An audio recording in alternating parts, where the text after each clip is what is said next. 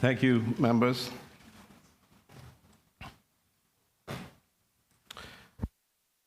We will reconvene Finance Committee. Please be seated.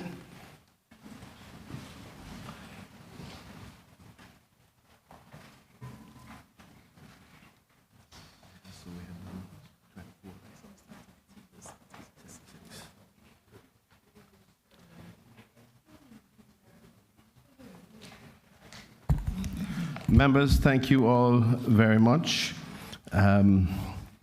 We will continue the consideration of the schedule to the appropriation bill, supplementary appropriation bill January 2022 to December 2022. The next appropriation reference for consideration is TP 76 under the name Assistance for Infrastructure Development, reflecting a supplementary increase of $500,000. Description is Hurricane Shelter, Church of God, Chapel Bottom Town. Are there any questions?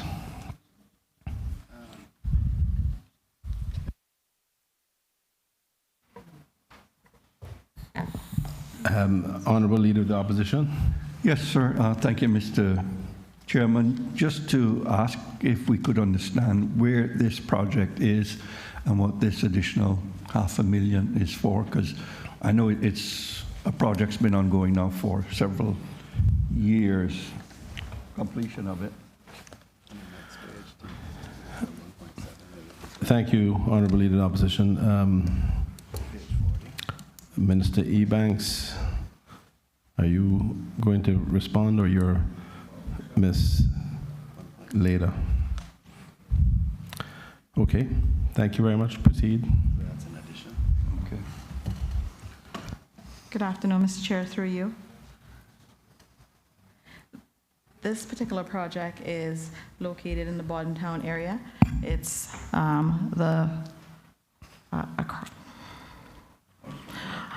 across from the Rankins restaurant, if I can give you that location. And yes, this project has been ongoing, and it's additional funding to try to complete it. It's estimated to be completed, I'm reliably informed by the PWD project manager, October 2023.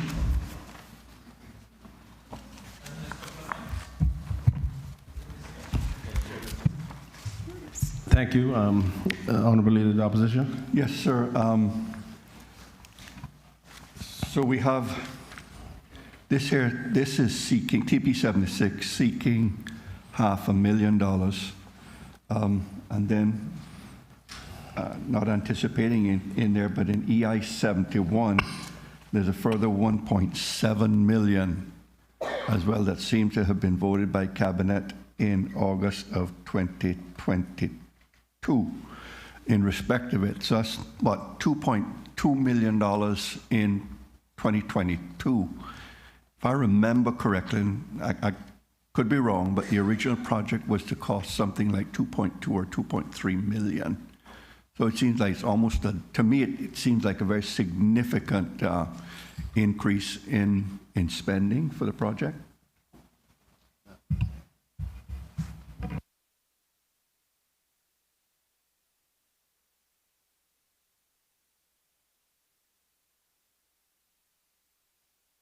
Minister Chair, through you. As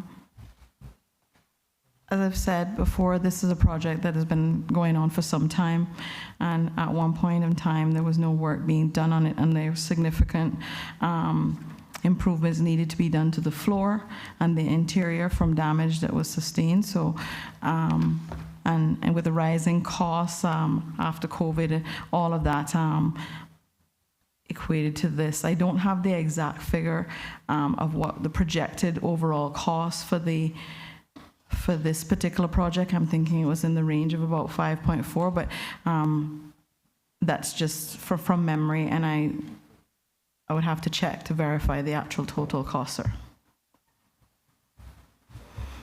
Mr. Chairman. Oh, sorry. Thank you, Ms. Leda. Honourable member for Georgetown North. Thank you, Mr. Chairman. Through you. First, my memory serves me, the project was broken into two. We were dealing with the interior, drying it in, getting it hurricane shelter ready. And then phase 2 was going to be the parking lot and the surrounding infrastructure. I remember that previously, before we demitted office, that we had also appropriated additional funding to deal with the additional costs as insurance, not insurance, that too probably, but construction costs had went up. What I'm trying to figure out now is, were there no other funds, additional funds approved for phase 2? And this is the way it's being funded, or has the project changed in scope that created additional work?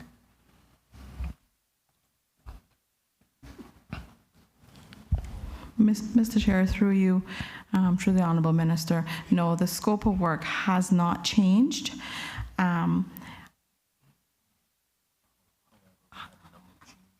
However, there was a number of change orders that I explained, and then the rise in costs.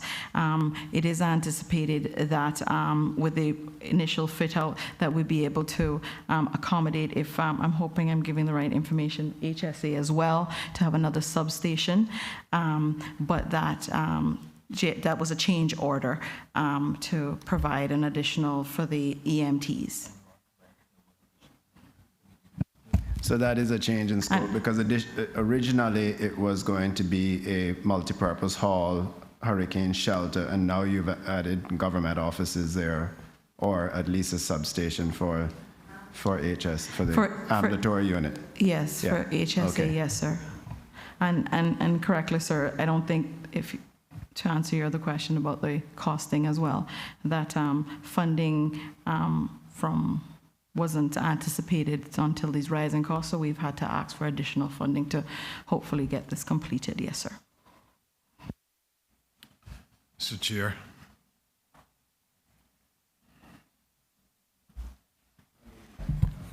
Sorry. Thank you, Member for Georgetown North. Mr. Seymour? Yes, thank you, Mr. Chair. Just want to ask a question in terms of the Church of God Chapel Hurricane Shelter joint venture. Do we have a timeline as to when the parking lot will be completed? Because I haven't seen much done on it. And also, while you're answering that, can you also give me an update, a public update on the new school hall at the Thurland McCoy Primary School? Thank you.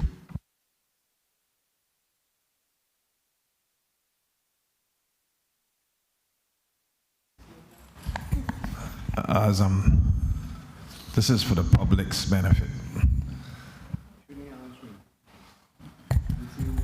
Mr. Chairman,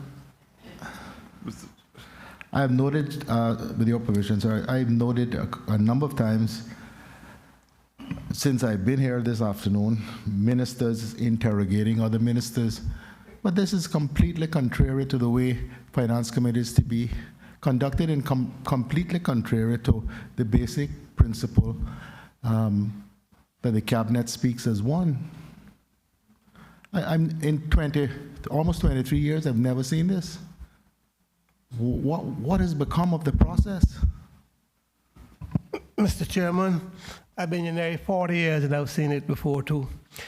I've seen it where members of EXCO ask other members, and members from other cabinet being asked by members of cabinet, and of course then the leader, the people in opposition pushing those members on, right? So I've seen it before. Yes, in other dysfunctional governments. Whether responsible or irresponsible it was happening.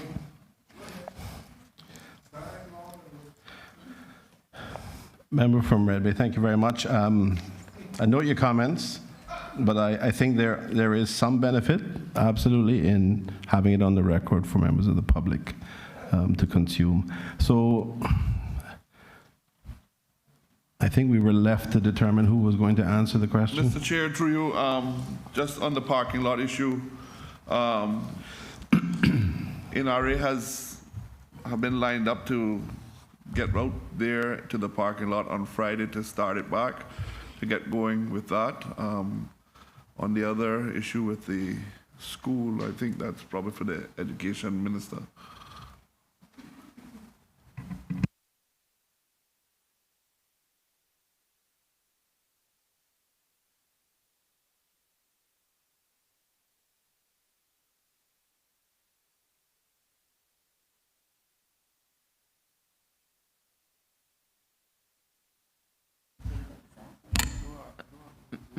Mr. Chair, I guess it's an invitation for me to respond, even though there's not a line item. My staff has gone, but from memory, funds are in place. A contract was signed with Phoenix, and they were waiting and planning for some final permission. I'm told it's going to be a 14-month bill out, and that it should be completed by mid next year.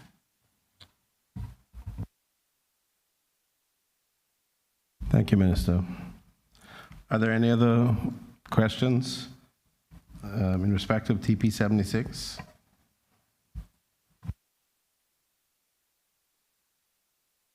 If not, I would propose to seek members' approval by asking the questions. All those in favor of TP 76 standing part of the schedule to the bill, please say aye. Those against, no. The ayes have it. TP 76 will stand part of the schedule to the bill. The next appropriation reference will be TP 84, Agriculture Sector Development. This was a reduction of $400,000. Are there any questions in respect to that?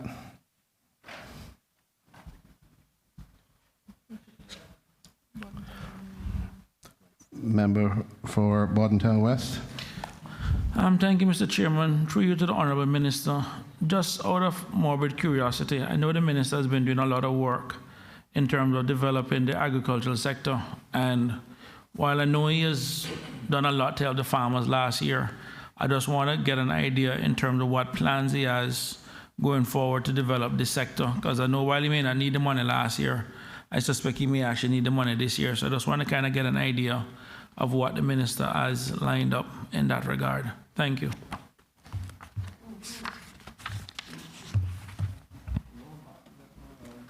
Mr. Chair, through you. We're working on a number of sector development. Poultry development is in the forefront. We're also doing the livestock development programs that we're working on presently. But we're doing sector by sector, the intent is. Okay. Anything in terms of, what about the land that was set aside in East End for how long? That was supposed to be divided up so people can do some planting. Like, where are we with that one?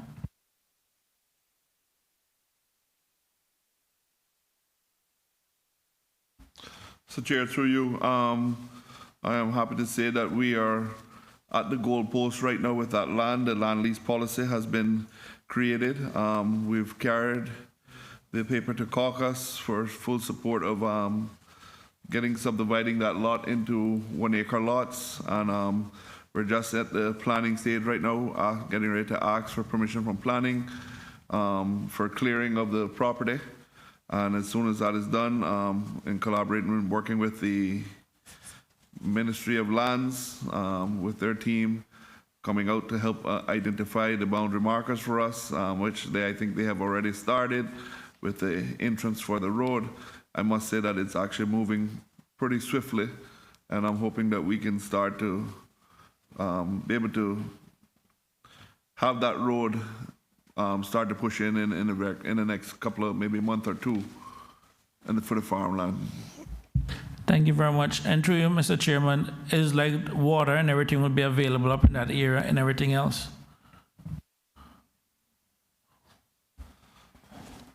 Mr. Chair, through you, water will definitely have to be in there for, what we're looking at to do for that particular park is we're calling it an agro park.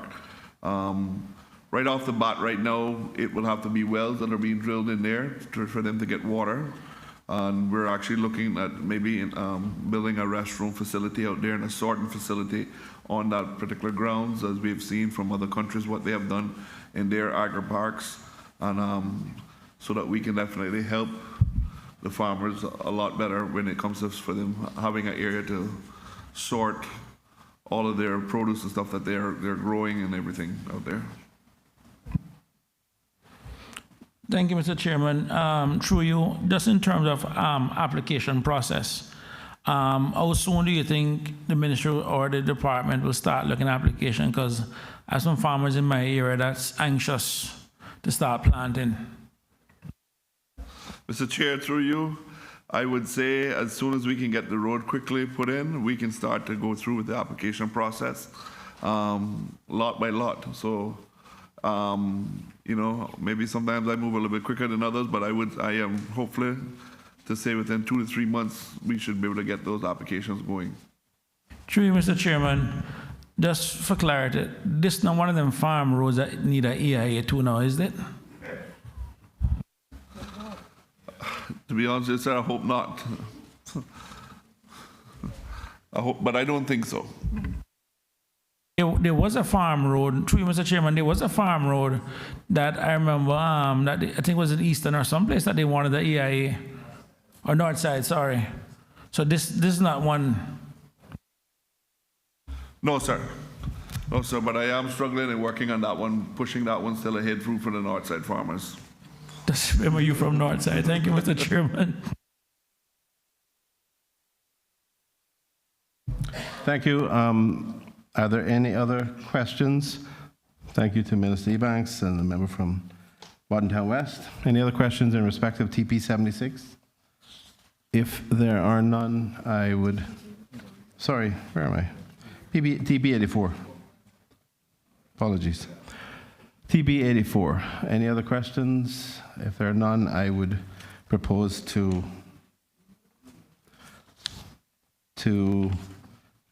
put the question on including it in the, or seeking members' approval. All those in favor of TP 84, standing part of the schedule to the bill, please say aye. Aye. Those against, no. The ayes have it. TP 84 will stand part of the schedule of the bill. Next appropriation reference is TP 90, assistance to Georgetown revitalization, an increase, supplementary increase of $60,000. Are there any questions? Aye. Okay. No questions. Thank you. We'll move to the question. All those in favor of TP 90, Georgetown, assistance to Georgetown revitalization, increased by $60,000, standing part of the schedule to the bill, please say aye. Aye.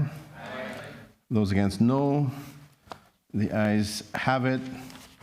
TP 90 will stand part of the schedule to the bill. The next appropriation reference is TP 113, Agricultural Sustainable Production Program, a reduction of $900,000. Are there any questions?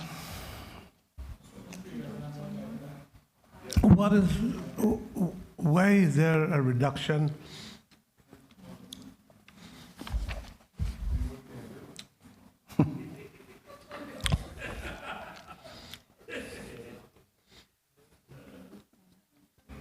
Yeah, Mr. Chairman,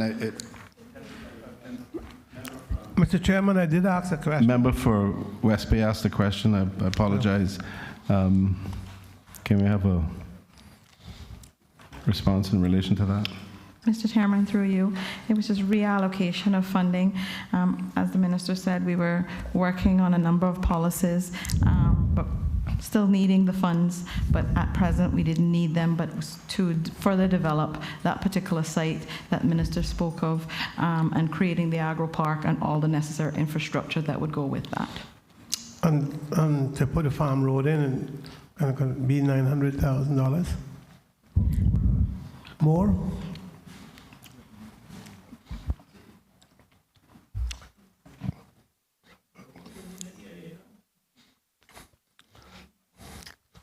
So that's where it's being spent. There. Thank you, Ms. Leda. I think, was it member for Georgetown North, you had a question? No, I was just going to ask where it went to, because most all the other appropriations had it listed where the funds are dispersed to.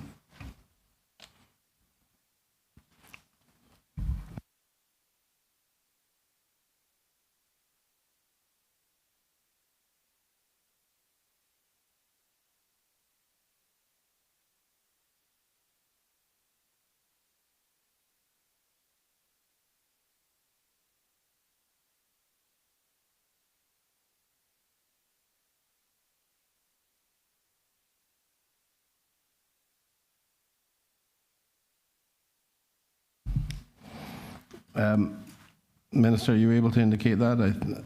I think we, just looking at the schedule, perhaps it may have been PAH 10 that we've already dealt with.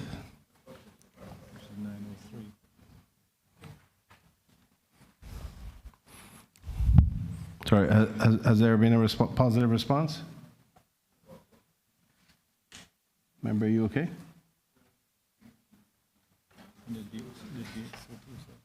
Hmm?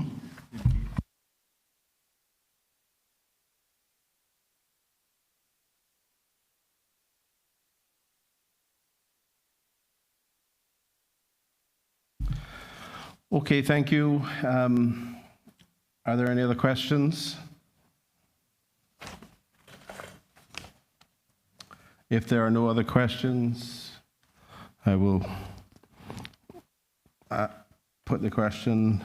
All those in favor of TP 113 Agricultural Sustainable Production Program, reflecting a reduction of $900,000, standing part of the schedule to the bill, please say aye. Aye. Those against, no. The ayes have it. TP 113 will stand part of the schedule to the bill.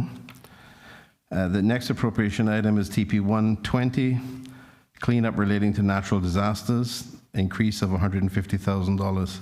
Are there any questions? Yeah.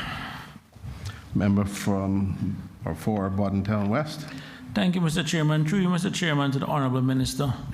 I recognize that preparing for natural disasters and cleanup for natural disasters, and also assisting with home repairs after natural disasters have become almost like a commonplace.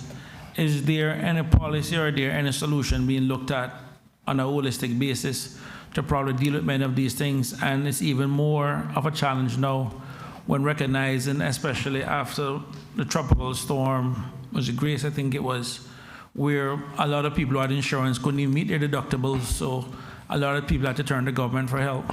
Is there a program or something being developed that would actually tackle some of these challenges or tackle some of these issues? Thank you, Mr. Chairman.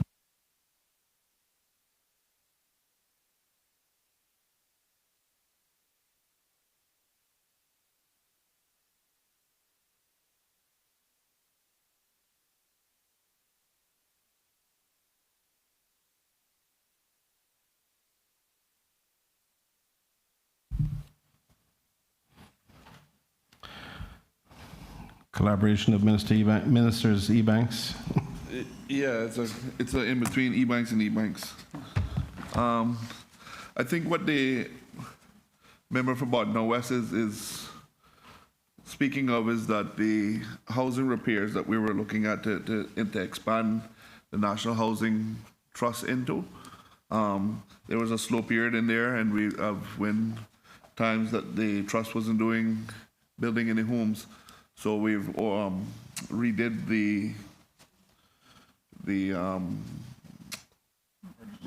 member of arts and the purchase agreement for the NHDT so that they can actually do housing repairs now, if that's what he's asking about, sir.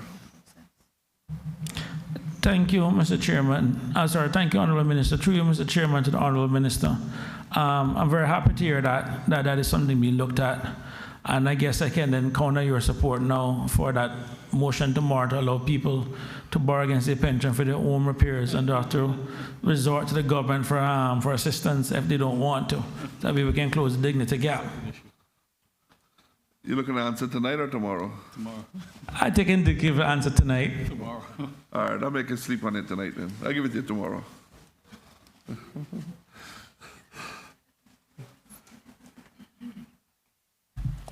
Thank you. A member from or for Bodden Town West, do you have any follow-up? Are you satisfied with your? Yeah, I'm satisfied that the minister is going to support it tomorrow. I'm happy, Mr. Chairman. Thanks. Yeah. Okay, thank you very much. Are there any other questions from anyone else? If not, I will put the question to get members' indication. All those in favor of TP 120 cleanup relating to natural disasters, supplementary increase by 150,000, standing part of the schedule to the bill, please say aye. Aye. Those against, no. The ayes have it, and TP 120 will stand part of the schedule to the bill. The next appropriation reference is EI 71, Ministry of Planning, Agriculture, Housing and Infrastructure. The supplementary increase was $3,255,000. Are there any questions?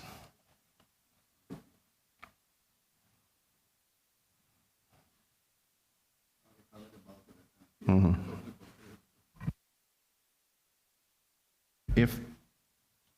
If there are no questions, I will put the vote for an indication from members.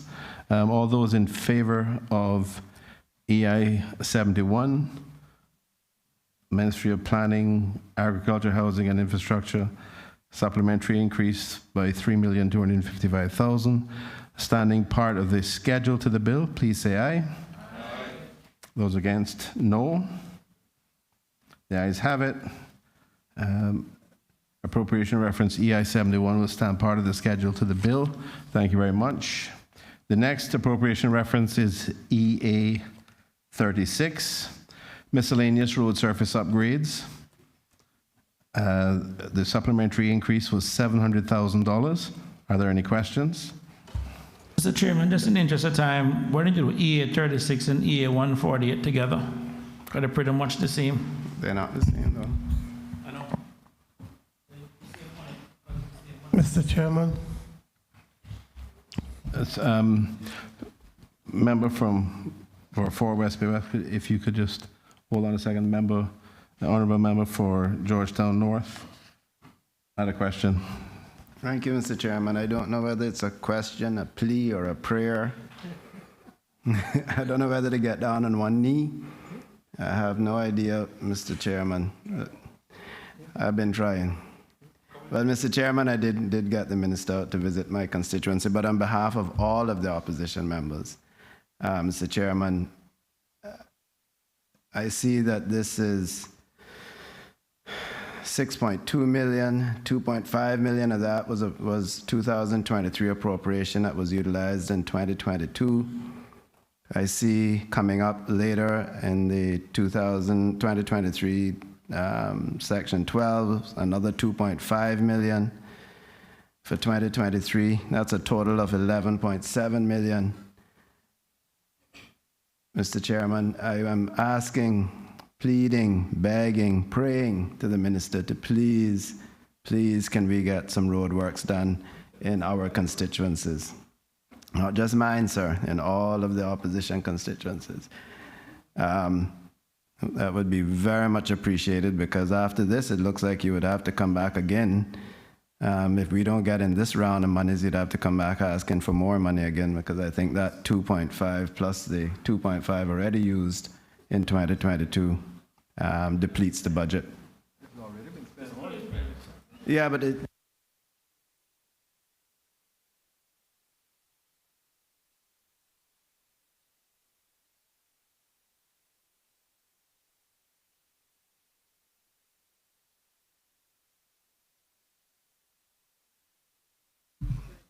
Member for Georgetown North.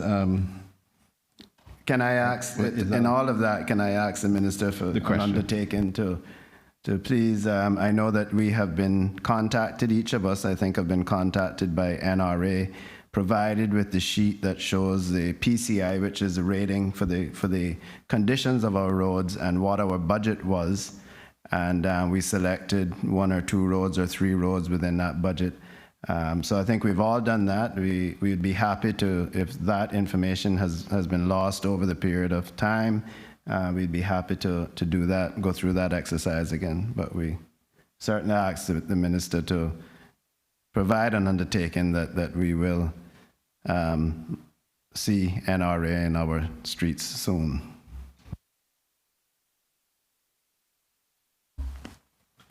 Mr. Chair, through you, as the member spoke about the funding then for the 2020, the next budget, or for the 2023, for the Section 12, we have got a list of roads from every single person in this parliament. And that funding is to do all of those roads and some of the safety calming measures that we have looked at in certain locations, which, not that we're not looking at overall, but some of the areas that we have already identified to fix, that's what this money is going to be for. And I promised them the opposition leader, as he took a drive around with me, and deputies, sorry, that we would actually definitely look at all the areas that he's asked us to look at, and also certain areas he asked us about putting in speed tables, and we know that there's a few areas that he's asked about requests drains. So all of that is in this funding that we're asking for. Mr. Chairman. Thank you. Mr. Chairman. Mr. Chairman, unless the member for Red Bay is following up with the same thing, I have the same thing too, though. You're reading minds? I want to inquire, Mr. Chairman, whether the minister can have money between now and December for some road works that is unfinished. I know a couple of things unfinished in my areas, some badly needed work to be done, and I guess that might have to wait till the new budget, but will he have any funds at all for between now and December? Member from West Bay West, I thought I understood the minister very clearly saying that there is a Section 12 request which covers 423, which we will get onto, which will cover all of the miscellaneous roads. That's what he was saying? That's what I understood him to be indicating. I heard him saying it, and he was nodding. It's good that you heard that then. Member from I'm expecting my work to be done then. Georgetown North. Thank you very much, Mr. Chairman. I think so, sir. And I also want to add that clearly the traffic calming measures that the minister spoke of are really important as well, because we know we have an epidemic of road traffic accidents that happen all too frequently. So thank you very much for that. Honourable Member for Red Bay, you have a question? Yes, thank you, Mr. Chairman. Mr. Chairman, before I frame the question, I just want to acknowledge and thank the minister publicly for coming to my constituency of Red Bay and the constituency of Prospect with his chief officer and the head of the NRA and other members of the civil service. We were able to tour the entire Red Bay constituency, parts of Prospect, to point out areas which required improvement. The roads are generally quite good. It is the traffic calming measures that are of real concern. So I wish to thank him for that and look forward to the promised action. My question, Mr. Chairman, is as much to you as it is to the minister. This document that we are working from, entitled the Plan and Estimates, First Supplementary Plan and Estimates for the financial year, 1st January 22 to 31st December 2022, is, I believe, reflecting money that was appropriated for use during that particular year. So is it not the case that all this money has already been spent? That may largely be true in most cases. In some cases, perhaps not entirely. But I want to know where the minister can get the money to do these things. That's all. well, the minister, I understood clearly the minister was saying that there is a Section 12 request for 2023. Which there was for your benefit, sir, there was a document tabled in the House earlier, which set out requests to Finance Committee for appropriations sought under Section 12 Okay, I have of it. the Public Management I Fund. have it, but everyone's been talking as though we are approving money to be spent. This is money that has already been appropriated and expended by and large. Right, so this bill, obviously, and the schedule that we're looking at to the bill reflects the cleanup exercise for 2022. Yeah. Okay, thank you very much. If there are no other questions, can we get an indication from members? All those in favor of EA 36, standing part of the schedule to the bill reflecting miscellaneous road service upgrades, 700,000, please say aye.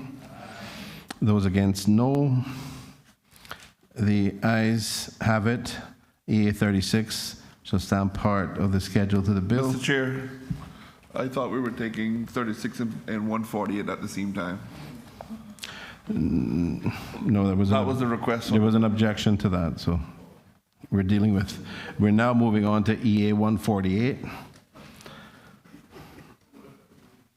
I would have loved to, sir, but we're now moving on to EA 148, major road works, expansion projects with a reduction of $700,000. Are there any questions?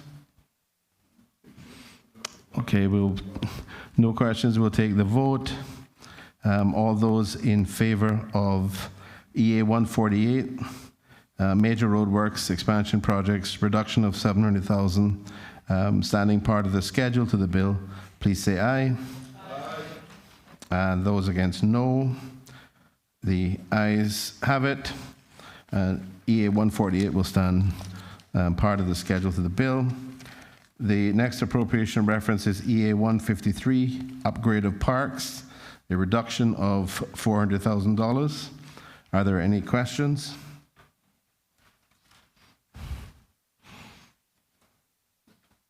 If there are no questions, I will seek the vote indication by way of indication from members. All those in favor of appropriation reference EA 153, upgrade of parks, reduction of $400,000, standing part of the schedule to the bill, please say aye. Those against, no. The ayes have it. EA 153 will stand part of the schedule to the bill. The next appropriation reference is EA 161, submarine cable, reduction of $3,795,904. Are there any questions? Yes, Mr. Chairman. Thank you, honorable member from Red Bay, or for Red Bay, or both? Both, sir. Both.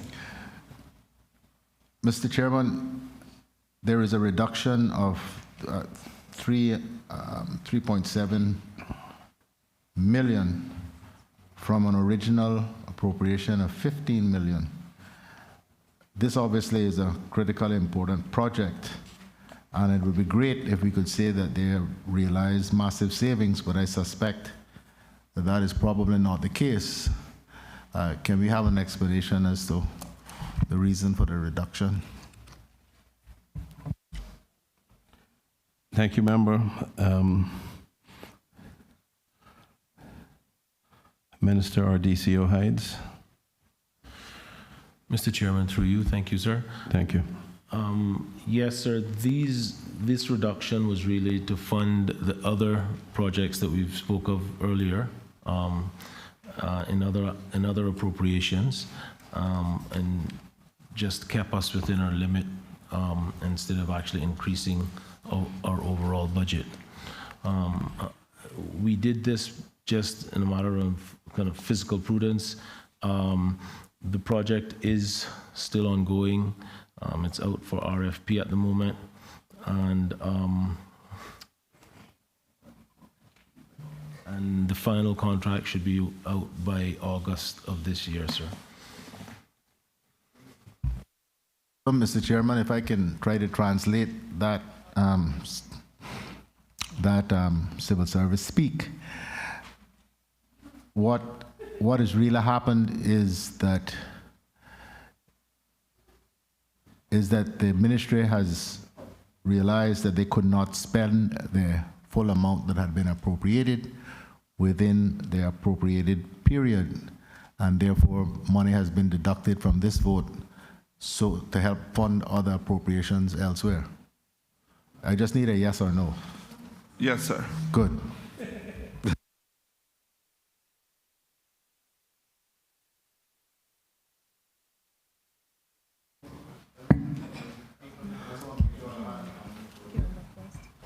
Sorry, thank you. Thank you for that response. Honourable member for Cayman Rock West and Little Cayman. Thank you, Mr. Chairman. Mr. Chairman, there was a chief officer that looked very willing to speak before he moved out of the chair. The $11 million, could we just get an update on what you've done with the $11 million, if it's all been spent, and where we are with the project?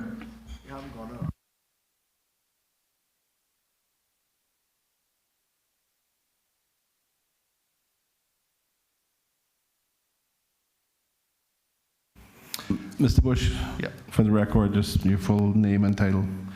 Thank you. Sure. Thank you, Mr. Chairman. Eric Bush, Chief Officer for the Ministry of Planning, Agriculture, Housing and Infrastructure. Thank the member for the question. No, the $11 million has not been spent in totality. As members will be aware, any project that is expected to be over $10 million has to go through a number of stages. The first stage is to retain an outside consultant that can assist in formulating an outline business case that determines the need and all of the options that are available to satisfy the need, and in general terms, try to assess the overall cost of the project. The outline business case was completed late last year, whereby, I think if memory serves me correctly, there were 6 options provided with the need of a subsea cable clearly defined. This is the lifeblood and connection for the Cayman Islands to the rest of the world, and our economy depends on our connectivity to the world. And the fact that we have 2 subsea cables that are quickly coming to the end of their useful or expected life, the government has taken the step to put substantial funds in the budget in order for us to proceed with identifying the best solution. So with that, the government earlier this year accepted the outline business case and approved the furtherance of a full business case, and that is what is being tendered at the moment now for a consultant expert in this field that can assist us in further developing the outline business case and determining the best options for solution for result to present to the government, hopefully by the end of this year. And then depending on what that decision is, designing and building a system or partnering with an entity that is already building in the area. Hopefully that assists. Thank you, Mr. Bush. Are there any other questions? If there are no other questions, I will put the question, indicate support.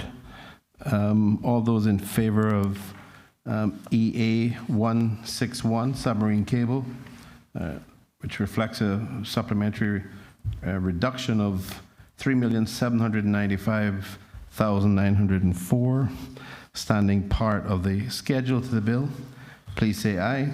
Aye. Those against say no. The ayes have it.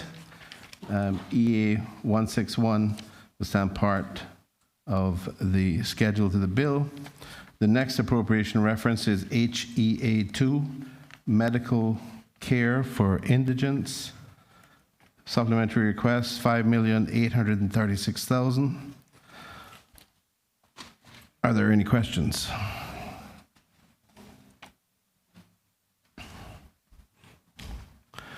If there are no questions, I will.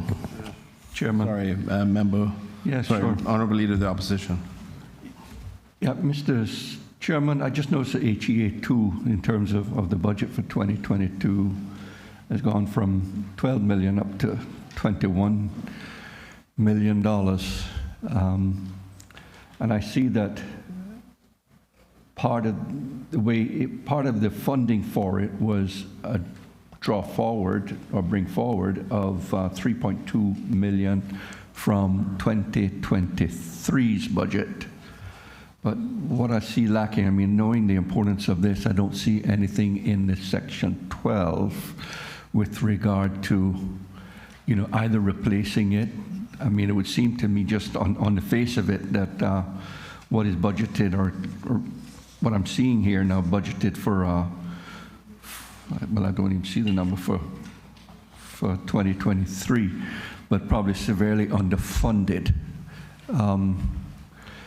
That a fair assessment, and should we be looking at additional funding for HEA 2 for 2023?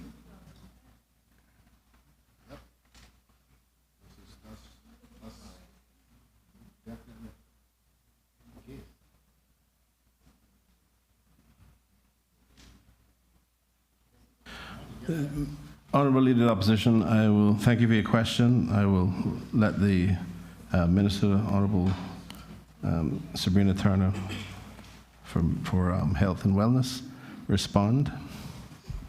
Thank you, Mr. Chair. Point well taken, and this has been the case, understanding that we have seen, and first of all, this is money that's already spent. We identified that coming out of COVID, there were an increase in COVID expenditures. We've seen an increase as well in our indigents. Our numbers have increased, and for years, unfortunately, we've noticed where this is hard to really predict. We can only go based on forecasting and based on real numbers. We were a government that came in and are trying to put a true number to what our indigents are costing us, understanding that this has been a growing problem now for years. And this government is committed to putting the forefront and gathering all the relevant data in order for us to properly have NGS, HEA 2 and NGS 55 properly funded with realistic numbers.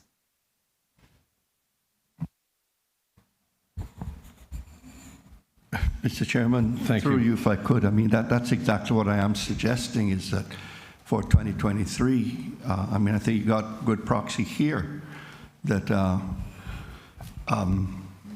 of what the costs are at least likely to be for 2023, but we've already taken $3 million out of 2023's budget and used it in 2022. So it just strikes me that moving forward, it's severely underfunded.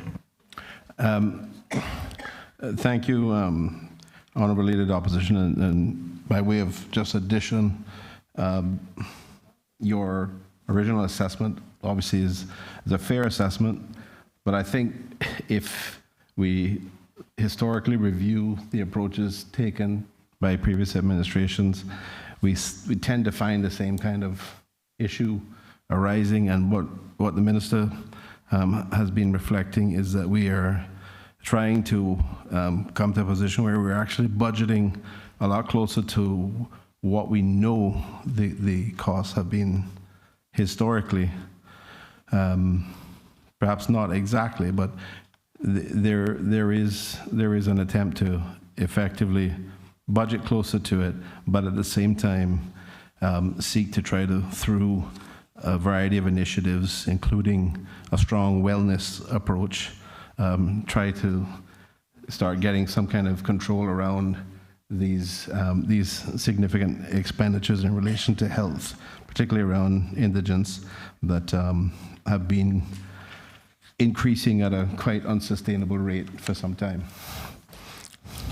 Minister, if you have anything else to add? Yes, I have some additional information as it pertains to actually giving numbers to order reflect what we're seeing for forecast, but we're still waiting for that to be approved to make sure that we have sufficient funds available. But we have seen an increase in the hypertension, diabetes, and this is why the STEP survey that started rolling out on the 3rd of this month, taking a sampling of 3,300 households across all 3 islands, will help us be more informed as the health of our nation in order to adequately fund, especially these 2 outputs, and for us to make decisions better on just directing those funds and services for a healthier nation.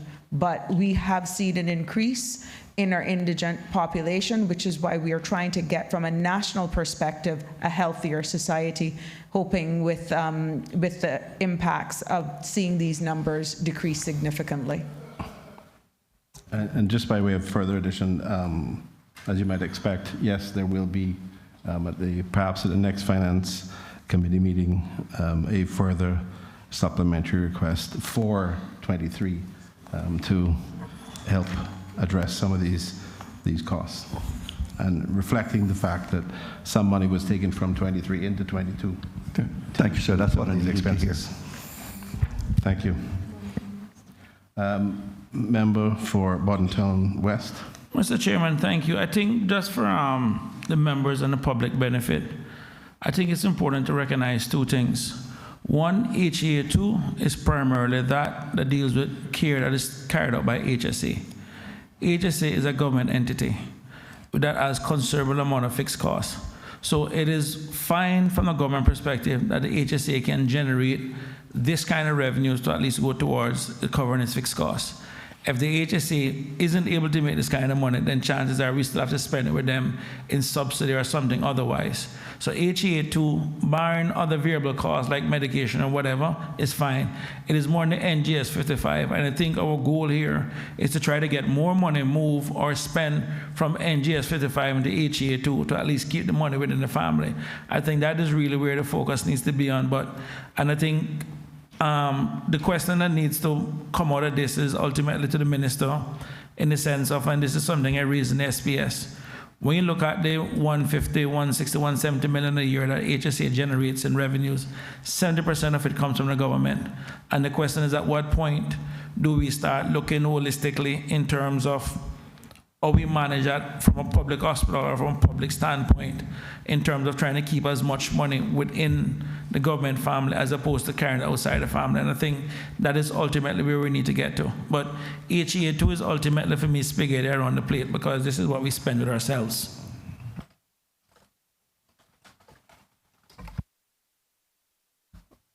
Okay, thank you. Just to be clear, member from Bartontown West, there wasn't a specific question there, right? Yeah, the question was ultimately in terms of the policy, in terms of going forward, but I think that is something that can't be answered in this forum, but ultimately something that we'll have to deal with when the budget comes around in terms of the bigger picture, in terms of what we want the HAC to look like going forward. Yes. Okay, thank you. Are there any other questions? If there are no other questions, I will put the question to get an indication from members. All those in favor of HEA2, medical care for indigents, supplementary increase, $5,836,000, standing part of the schedule to the bill, please say aye. Aye. And those against, no. The ayes have it. HEA2 will stand part of the schedule to the bill. The next appropriation reference is HEA20, Public Health Programs, Investigations and Treatments, increased by $12,138,000. Are there any questions? Yes, Mr. Chairman. Thank you, honorable member from and for Red Bay. Thank you, sir. Mr. Chairman, it's not so much that the supplementary request is 12 million plus that worries me. It is that amount is more than 5.5 times the original budget. I know that it is difficult when it comes to the medical the cost for medical care to predict these things, but that is seriously under budgeting. Is there any explanation as to why the budget was less than 2.5 million? And now we're looking at 14.5? Thank you, honorable member for Red Bay.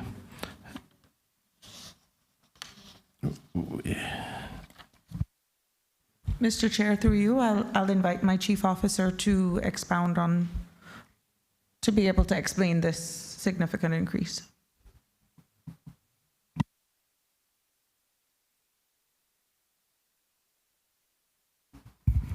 Nellie Pucci, Mr. Chairman, thank you. Nellie Pucci, Chief Officer of Ministry of Health and Wellness. Thank you very much. Okay.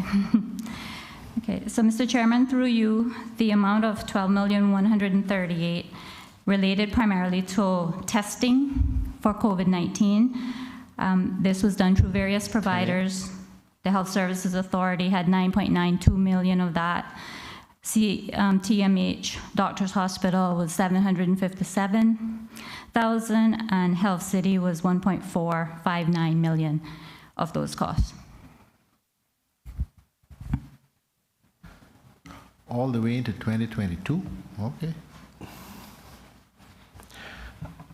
I wonder as well if perhaps part of the issue has been the fact that when this original budget number was developed, that would have been in 21, there wouldn't have been specific clarity as to how long the public health issues would have persisted in relation to COVID.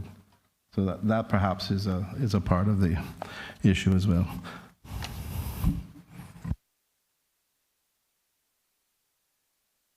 Is it, yeah.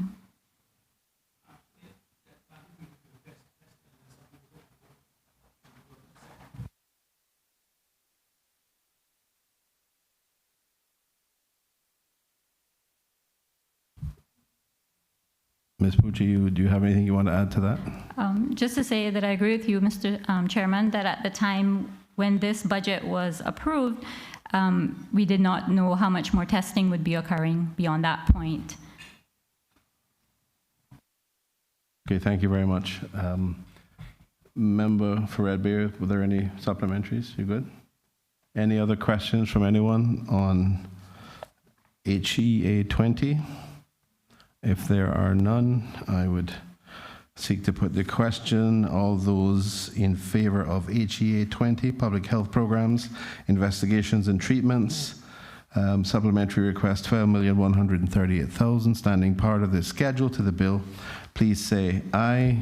Aye. Those against, no. Thank you. The ayes have it. HEA 20 will stand part of the schedule to the bill.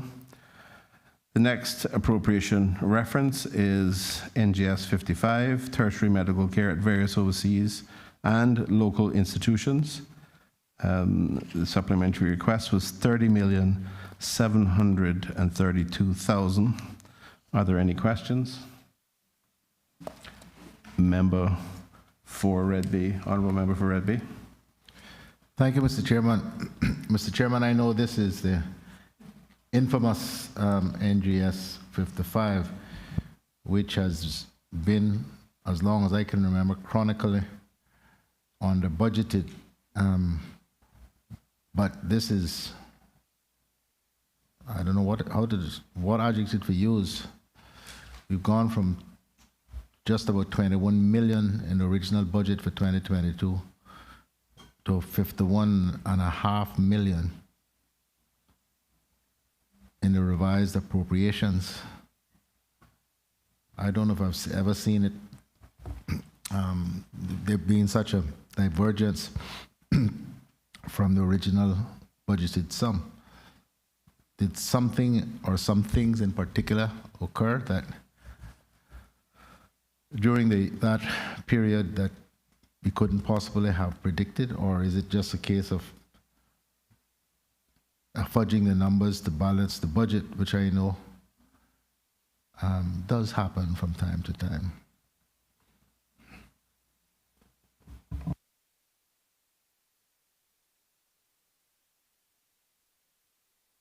Thank you, Member for Red Bay.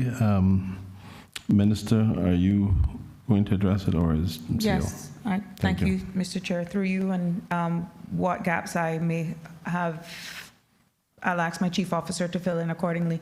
The increase that we have seen with this NGS 55 is that there has been an increase in membership from those persons with their average claim. We've also seen an average membership of indigents increase by 16% in 22, and then a further increase of 4% in 2023. What we've also noticed is that some of the indigent population have come to the end of their, or have exceeded what insurance coverage that they may require, and the cost of healthcare continues to escalate, and government then picks up, of course, the difference. And even for those not covered by some of the private plans, end up falling under this NGS 55. So we have seen an increase, we've seen larger claims, and this is something that we're also trying to try and manage, even from the insurance provider. But internationally, because of what this particular appropriation does cover for the tertiary cares, as for even overseas, this is something that we honestly are trying to get a better handle on where priced, but it's really hard to control. Mr. Chairman. Member for West Bay West. Mr. Chairman, I think here we're talking about seamen and veterans who are referred for treatment locally and overseas. Mr. Chairman, there are several areas. I don't think that some of it pertains to the Ministry of Health. And I don't know if what they get comes from them or comes from the Social Development Ministry. Because when the seamen, and I'm talking about them, and veterans, they have to travel overseas. They are responsible to get, I think, hotel and transport and their own food, and maybe other costs. So basically, if they are getting here, I guess it's really the medical aspect of it. But what I'm saying is I don't know where that if they get $3,000 or $2,500, I don't know where that comes from, whether that comes from social development or whether it comes from the health ministry. But that's what they get. And whichever one it is, and since we are here talking about what we have to do for them, Mr. Chairman, those people we have said help build the foundation for where we are today. Going overseas is bad enough for some of them, but having no funds, and let's face it, they don't, because that's why they're getting what they're getting, because they don't add up. Whatever other income they have don't add up, so they get something, whether we call it ex gratia, whatever we call it, a lot of them call it their pension. We need to look at that aspect. Them going overseas with 2,500 is not cutting it.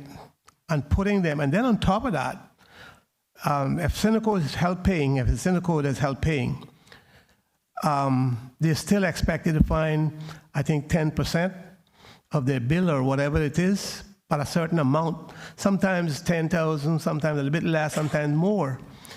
And those older men, they don't have that kind of money. Then to come back home to be faced and told that they will come up with $10,000, it's just not working out right. The numbers are not working out right. So whichever ministry it is, Mr. Chairman, have to get together and look at that situation. Two things. Synaco, that they come back for $10,000 they got to give. They go up there for prostate surgery. They're up there for weeks. And then luckily now we are in a position that when they come back home, they can get treatment here, so they don't have to travel up and down Miami anymore. Thank God for that. But to tell them they got to find $10,000 because they will have to pay 10% or whatever it is. And then on top of that, go and be up there for 6 weeks.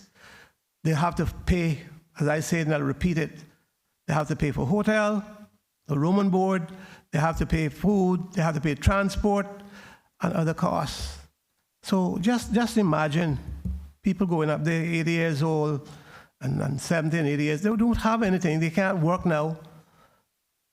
We need to look at that, and we need to look at it and do something about it, Mr. Chairman.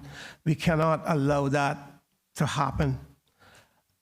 I have other thoughts about that whole thing. They're not increasing in cost to the country, I don't think. I mean, not as far as what they get a monthly stipend. They don't. I think that must got to be going down. And many of them that I heard is passing away. So we need to look at several ways of dealing with that. I know the country is what we're facing in terms of costs, and we see some of it in this budget, and everything we ask for is loads and loads and millions of dollars. But we have to take care of our people. Roads and EIAs and all these other things don't matter. Our people must come first. And if we continuously want to build parks in their name and want to do this and hold this day for them, but yet when they come there they get sick and got to go abroad, they got to find money that they don't have and go up there, and then some of them come to the MLAs. We got to go big for them because we ourselves don't have it. These are some of the things we are facing. People might not believe that, but that's those of us, and those of us have been here a long time, understand that more than others. But that's what's happening to us, and I'm sure the newer ones that come here today, they understand what's happening too, because they're getting, people are looking to them as members of parliament to assist them. Mr. Chairman, again, I say to you that I know you know some of this yourself. Thank you very much. Thank you, member for West Bay West. Certainly appreciate the challenges that many of our people face and that we have to do our best to assist with. Take it on board and look at it. I hear you, sir, yes. Yes, that's what I want you to say. Are there any other, member for Bordentown West? Thank you, Mr. Chairman. Between HA2 and NGS 55 that we just looked at. We're talking roughly $73 million.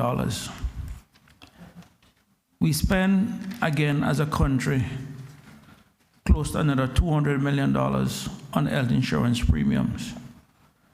Does anyone honestly believe that after spending $200 million a year or thereabouts on health insurance premiums, that the taxpayers of this country still has to go find $73 million? And the reason I raise that point, Mr. Chairman, is I just looked at the last census, and I do walk with a copy of that census. We have 93% of our population with insurance. So there is no way the 7% that is insured is costing us $73 million a year. Mr. Chairman, through you and to the members in this House, we have had many situations where we know that people out there have these health insurance plans that are absolutely no good. That when an emergency comes up, they have to turn to NAU, they have to turn to HSA, they have to turn simply because their insurance is no good. And I'm sick and tired of hearing of those cases where people have these insurance, where they're paying premiums every month, and when they do need insurance, can't get any cover, and then it shows up right here for us to deal with. We have insurance companies in this country that needs to be shut down. And until we have that honest conversation, we're going to be straddling this generation and future generations with these high insurance costs when we already have an aging population.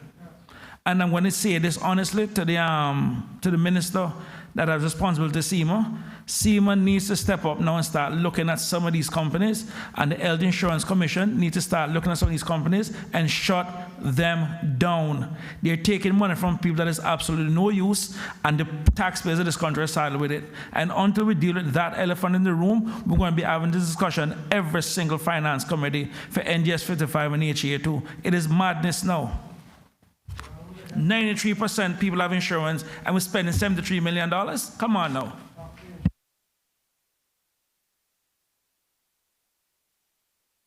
Thank you, member for Bordentown West. All good observations. I think it is quite clear that we need to all get to a position where we're a little less sick and tired. And I support the members, the Minister for Health and Wellness, and the push to promote the wellness initiatives, as I've said. Are there other questions in respect of, as the member for Red Bay noted, the infamous NGS 55? And I would note as well, members, that while it is often the case with many of these appropriations, the spend is oftentimes a little bit less, sometimes a little bit more. We'd have to we'd be resolving the cleanup of that now. But this particular one, $51,658,000, happens to be almost exactly what the spend was for 22. So it is indeed a continuing challenge, and one that we must meet, I think, through a variety of initiatives to the benefit of our people and to the fiscal security of the country going forward. Are there any other questions? If there are no other questions, I will put the question to get an indication of support. All those in favor of NGS 55, standing part of the schedule to the bill, please say aye. Aye. Those against, no. The ayes have it. NGS 55 will stand part of the bill, the schedule to the bill. The next item is, next appropriation item is TP 73, Other Health and Wellness Program Assistance, supplementary increase of $474,000. Any questions? If there are no questions, I will ask all those in favor of appropriation reference TP 73, other health and wellness program assistance, 474,000, standing part of the schedule to the bill, please say aye. And those against, no. The ayes have it. TP 73 will stand part of the schedule to the bill. The next item is EA 30, Cemetery Vaults, Grand Cayman, an increase of $31,350. Are there any questions? I have a question. Question from the Honourable Member for West Bay Central. Thank you, Mr. Chair. Through you, I'd like to ask, I'm not sure if it would be the minister or the director, a question in relation to district cemetery capacity. I've noticed that the cemetery for Bosun Bay is quickly reaching maximum capacity, and I'm just wondering if there are any plans in place to utilize the adjacent property that is owned by the Crown that was purchased for these said purposes.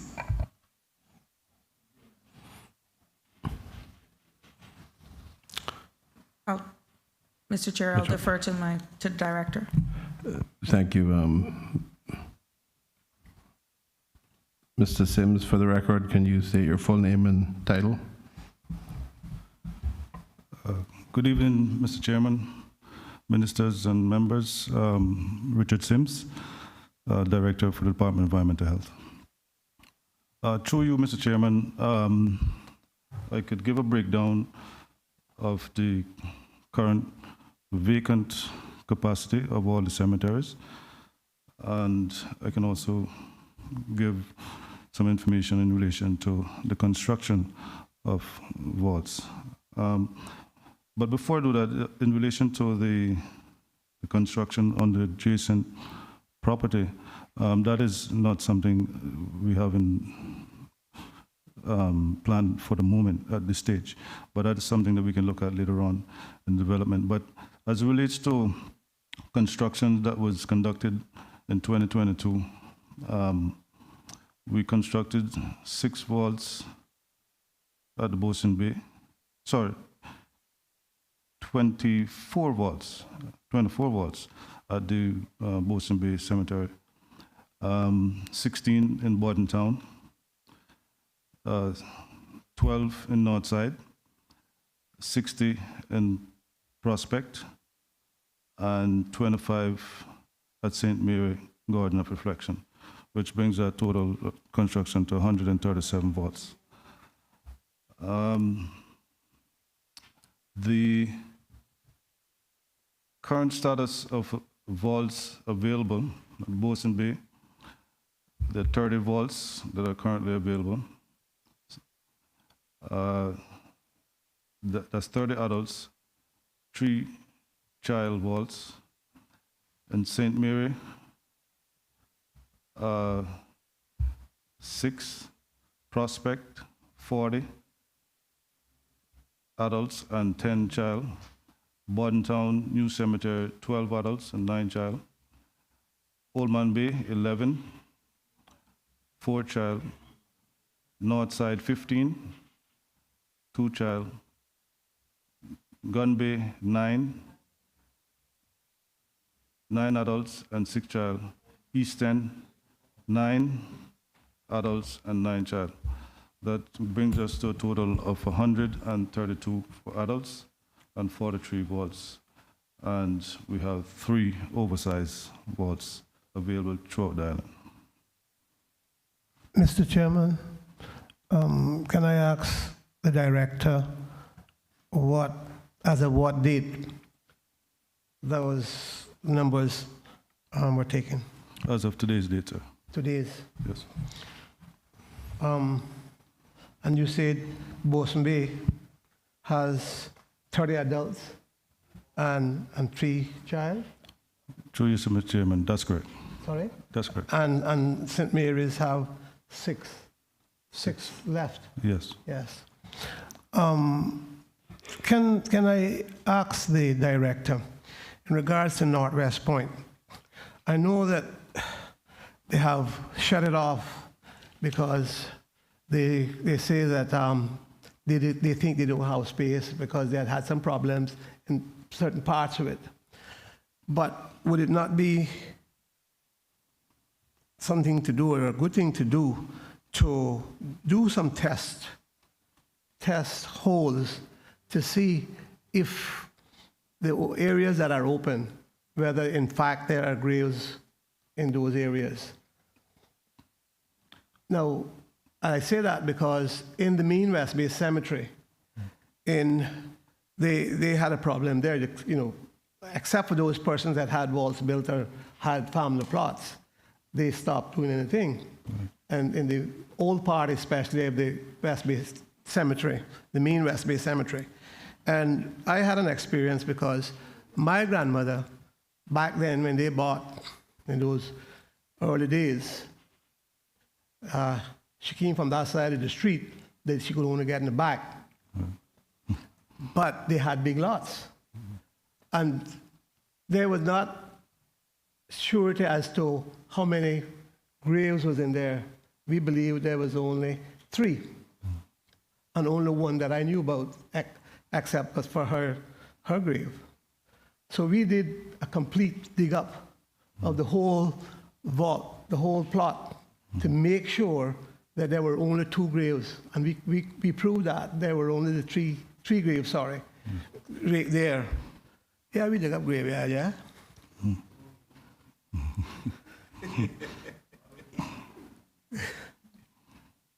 You better hush. So I am saying that both Northwest Point, I think may be something worthy to do, to try to make some test holes, bore holes, whatever you want to call them, to find out if we do have areas that there are nothing but people thought there was something there. And I say that because also I have family in that area. That's where my grandfather is. My grandmother is in the Mean West Bay Cemetery. He's there because he died in 1929. Right. I wasn't born yet, though. Through you, Mr. Chairman, I certainly can give an undertaking that I can have that explored by the engineering team of the Department of Environmental Health, because we do have our mapping system that we are, pretty much accurate. I would like to think that we know of every single graves that in the cemeteries. But I'll certainly give an undertaking to see, the possibility of that, so that we can look at ways to increase capacity within the cemetery.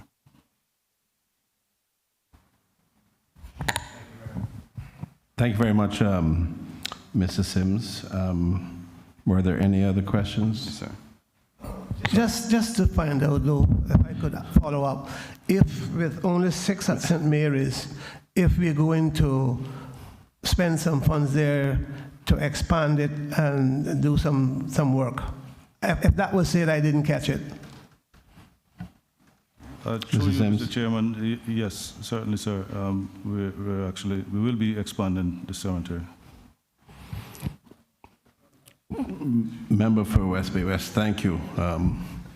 We have other members. We have a member for East End who wishes to, our honorable member for East End who wishes to raise a question. Thank you.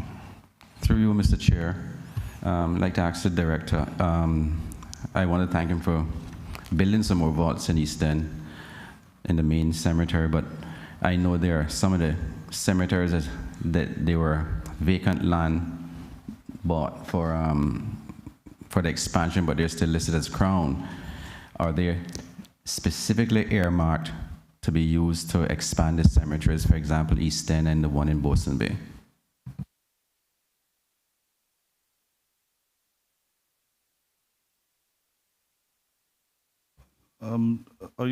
To you, Mr. Chairman, I want to make sure I'm clear on the question. Are you referring to Crown land in the cemetery?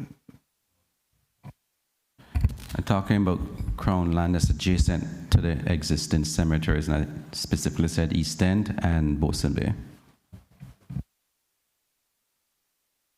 Through you, Mr. Chair, I mean, I'm sure that is something that we can look at and see about acquisition of those. I'd love to explore that. I'm not, 100% at this point.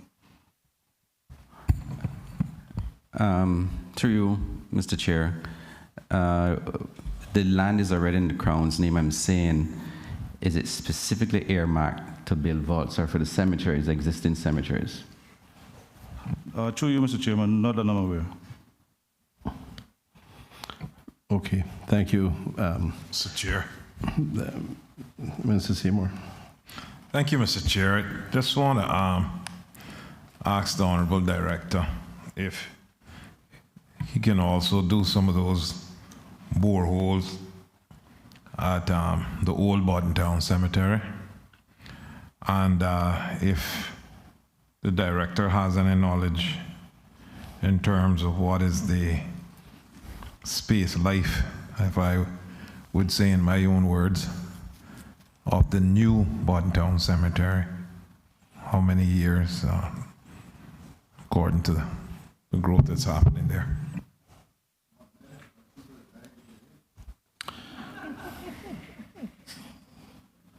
Thank you, Minister. Mr. Simmons. Through you, Mr. Chair. Well, the old Bordentown Cemetery is officially closed, but again, we can look to see if there are an available space through these examinations as requested. In relation to the capacity, the years expected for the new Bordentown Cemetery, the last check was 2045.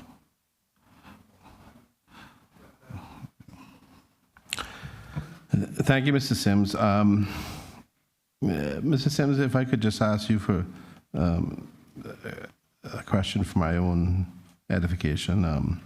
It just seems a bit, I guess, undignified in terms of talking about doing boreholes to figure out whether there is a site which is, the sacred burial ground of someone who was somebody's loved one. Is there no access to things like ground penetrating radar to identify that type of thing?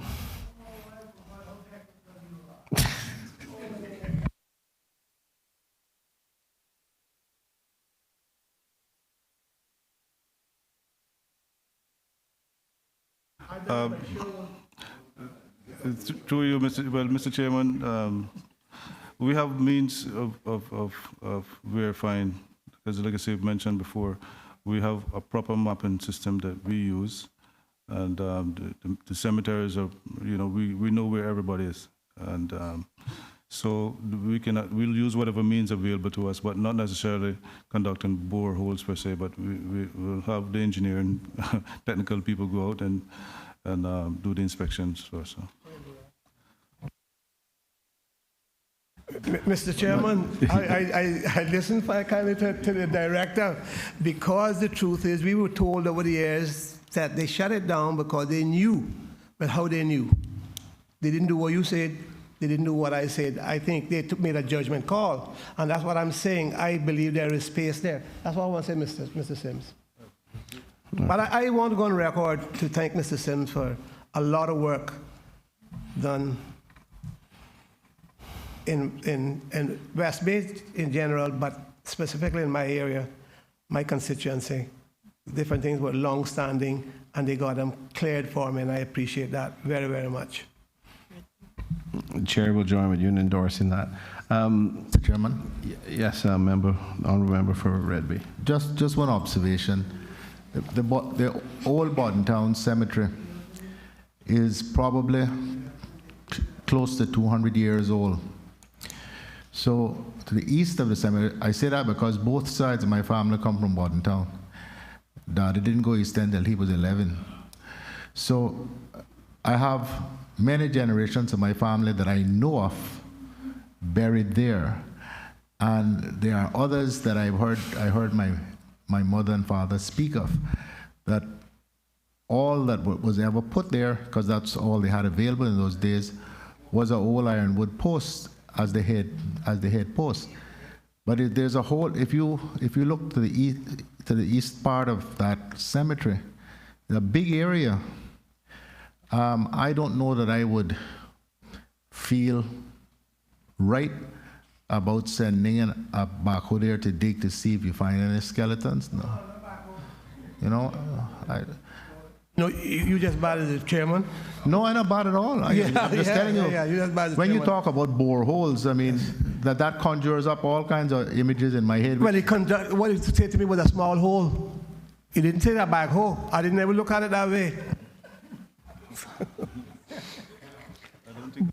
You know, he is right, Mr. Chairman, because in that process I went through with my grandmother's plot, an older family member had told me, said, if you go down far enough, you're going to find the two posts.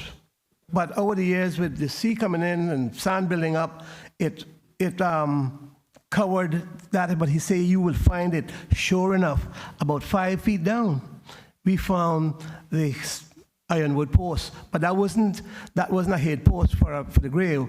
That was the corner post marking her lot size.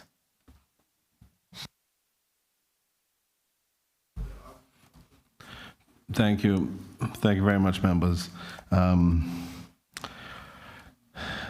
If there are no other questions in respect of EA 30, I'd like to put it to the vote for members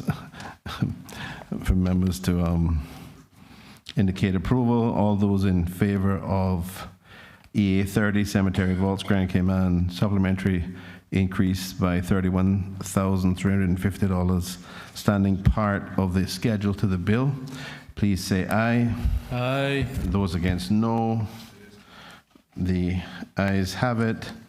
EA 30 will stand part of the schedule to the bill.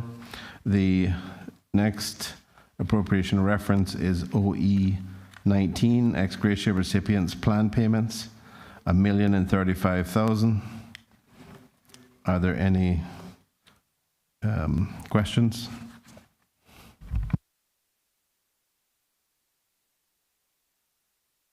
If there are no questions, I will ask all those in favor of OE 19, ex gratia recipients plan payments relating to a supplementary request for $1,035,000, standing part of the schedule to the bill, please say aye. And those against, no. The ayes have it. OE 19 stands part of the schedule to the bill. The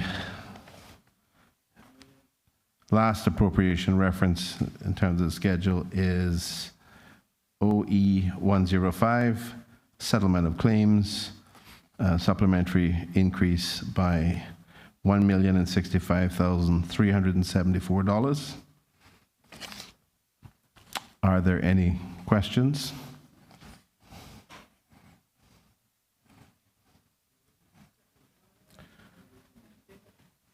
If there are no questions,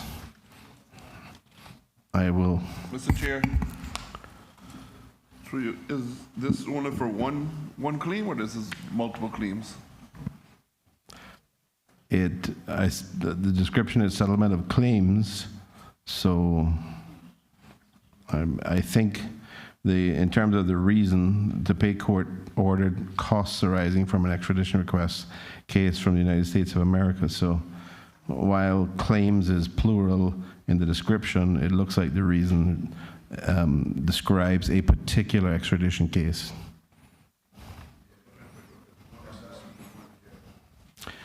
Yeah. You that this is one extradition case? It appears that way. I seem to recall this specific matter.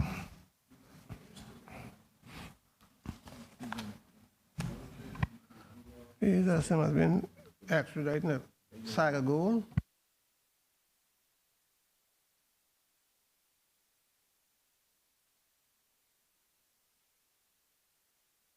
Are there any other questions?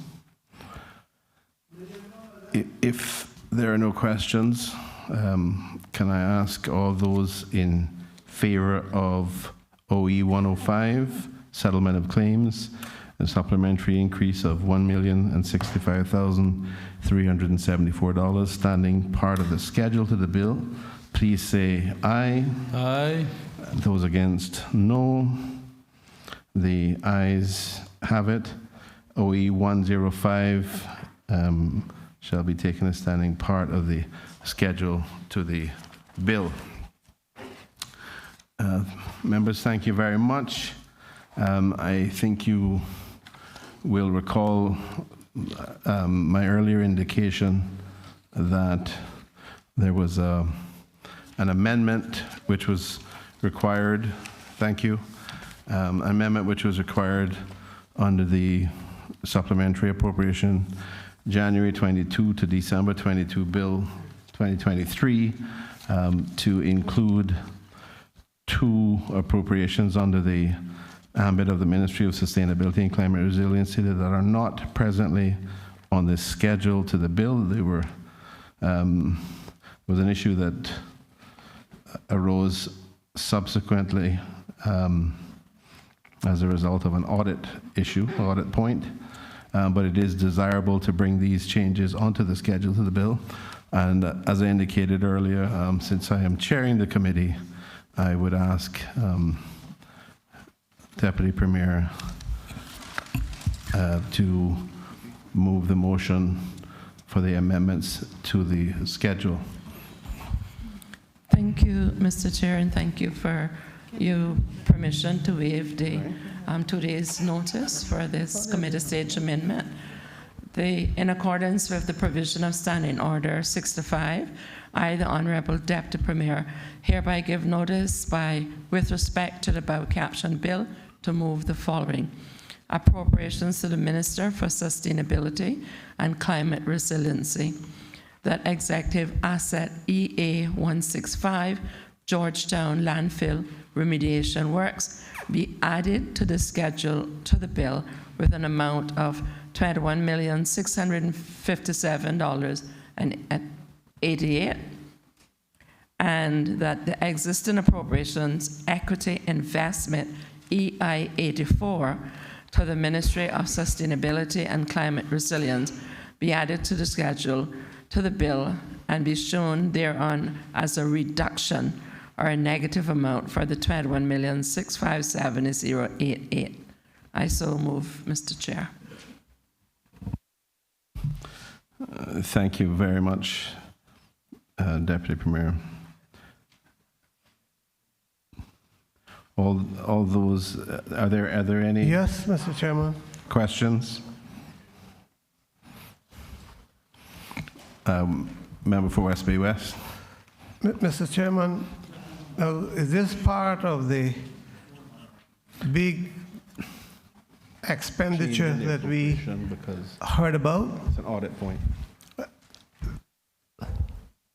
Sorry, pardon me, member Yes, for I'm asking if West Bay this West. Can you repeat your question? This 21 million, is this, can you do some little bit more explaining about it? Because I'm trying to find out whether this is part of the big overall picture we're hearing about this landfill cost. Member for West Bay West, we have the Chief Officer.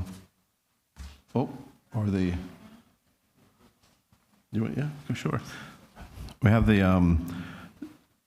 CFO for the ministry present. Ms. Crystal, would you state your full name and title for the record? Yes, sir. Good evening, everyone. My name is Krista Seymour Mohammed, through you, Chairman. I am the Chief Financial Officer for the Ministry of Sustainability and Climate Resiliency, as well as the Cabinet Office. So through you, Mr. Chairman, this movement of 21 million directly relates to the reallocation of funds that were originally approved in 2021 for equity investment under the ministry. We asked that well, I guess I could start from the place where the minister took on fiscal responsibility for this project in January 2022. The budget was previously approved, in 2021. Once we took on the project or the fiscal responsibility for it, as we went through last financial year, we started to look at the works, right, and try to get a better understanding of the landfill remediation works. And as we were doing that, we realized that it really didn't fit the definition for an equity investment. It was definitely more an executive asset.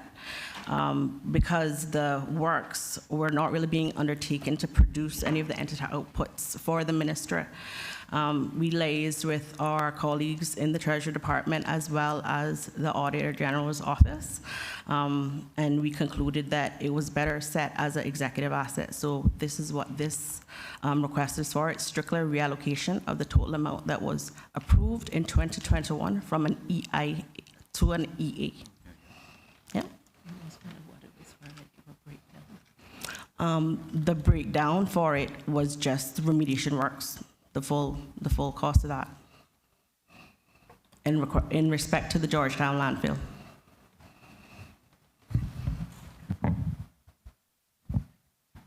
Member for West Bay West, you have any further questions? Oh, sorry. Thank you, Honourable Leader of the Opposition. Just for clarification, we're speaking of capping of the landfill. Through you, Mr. Chairman, yes, Honourable Leader. Thank you. Okay, so member for Bodden Town West, you have a question? Just unclear. The equity investment for EIA to 4 to the Ministry of Sustainability and Climate Resident. Okay. We're moving money from where to where? Just help me my understanding of this, please.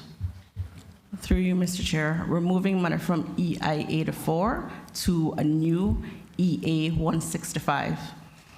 Okay, and what was thank you very much. Through you, Mr. Chairman, what was the description for the items that were listed in EIA 84? What was that originally for? Through you, Mr. Chair, the items were, the majority of that original EIA 84 was for the remediation works for the Georgetown landfill. We had about $5+ million for other minister works approved in 2021 for the 2022 financial year. So that other $5 million, because I realize this is for everything, so the other $5 million also for other capital stuff is also going towards the landfill? Through you, Mr. Chair, it's not. It stayed with the minister under EI 84. Okay, and just for clarification, and the money for the beach cleanup that was in that ministry before, what do you remember the vote for that one? Through you, Mr. Chair, I do believe it might have been EI 84 as well. So how much did we have for the beach cleanup? No, it wasn't. I'm sorry. I'm sorry. Through you, Mr. Chair, I guess for clarification, are we speaking about beach renourishment? Yeah, there was some money that was set aside for beach renourishment, so some $20 million or something like that too. Through you, Mr. Chair, that $20 million relates to this financial year. In total, it was $20 million. I can't remember exactly where it was. I was of the impression it was EI 84, but it might have been. So what happened to that money for the beach? The $20 million for the beach? Through you, Mr. Chair, we have not dispersed any of those funds to date. Or used in it. So was it, sorry, this is my own understanding now. So through you, Mr. Chairman, what is the total capital expenditure for the Ministry of Sustainability? Through you, Mr. Chair, for financial year 2022? Yep. Through you, Mr. Chair, it is lower than $1 million, I want to say. I don't have the exact figure on me. I could make an undertaking to get that. But that's fine. And what's the total amount for equity investment for financial year 2022? Through you, Mr. Chair, unfortunately, I don't have those numbers in front of me, but I can make an undertaking to get that information. Okay, well, what I just want clarification, through you, Mr. Chair, is that this money isn't the beach cleanup money. This is a separate money, or is this the beach cleanup money, everything all in one? Through you, Mr. Chair, this The beach nourishment, I mean, sorry. Yeah, through you, Mr. Chair, this 21 million is strictly related to the Georgetown landfill remediation. It is the exact amount that was approved and budgeted for in 2021 for this project alone. Okay, so it doesn't include the beach renourishment? Through you, Mr. Chair, no, it doesn't. And that beach renourishment money hasn't been spent? Through you, Mr. Chair, not to date. Thank you very much. So, Mr. Chairman, this money has been spent.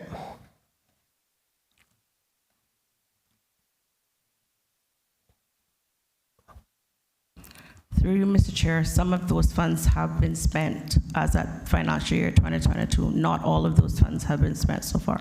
So not all of it? Through you, Mr. Chair, no, sir. Yes. So, Mr. Chairman, this amount of money is added to those figures that we hear knocking around, but we never really got any confirmation yet, whether it's $1 billion or whether it's $1.5 billion or whatever. This going to be part of it?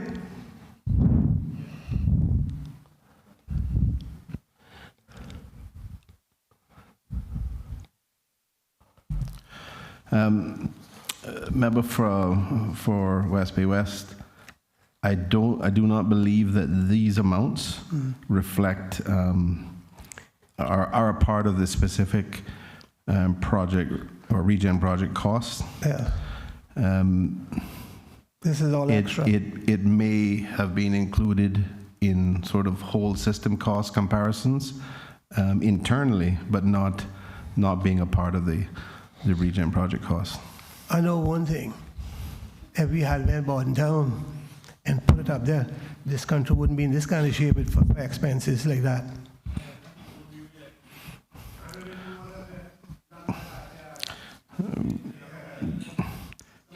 We have done evaluations in respect of options previously, sir, and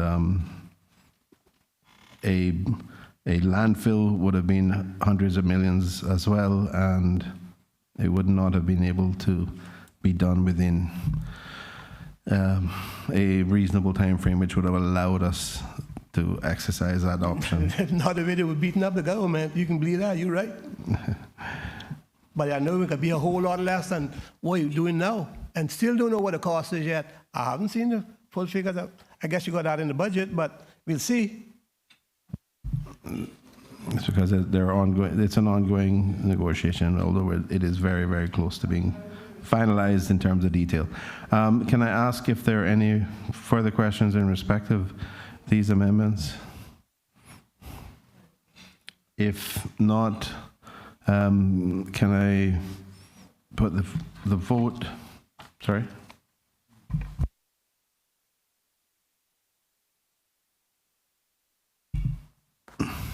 All those in favor of executive asset EA 165 Georgetown Landfill remediation works being added to the schedule, to the bill, with an amount of $21,657,088, and equity investment EI 84 Ministry of Sustainability and Climate Resiliency being added to the schedule to the bill, and be shown thereon as a reduction or a negative amount of $21,657,088. Please say aye. Those against, no. The ayes have it. The amendments have been accepted, and those items are added to the schedule, to the bill.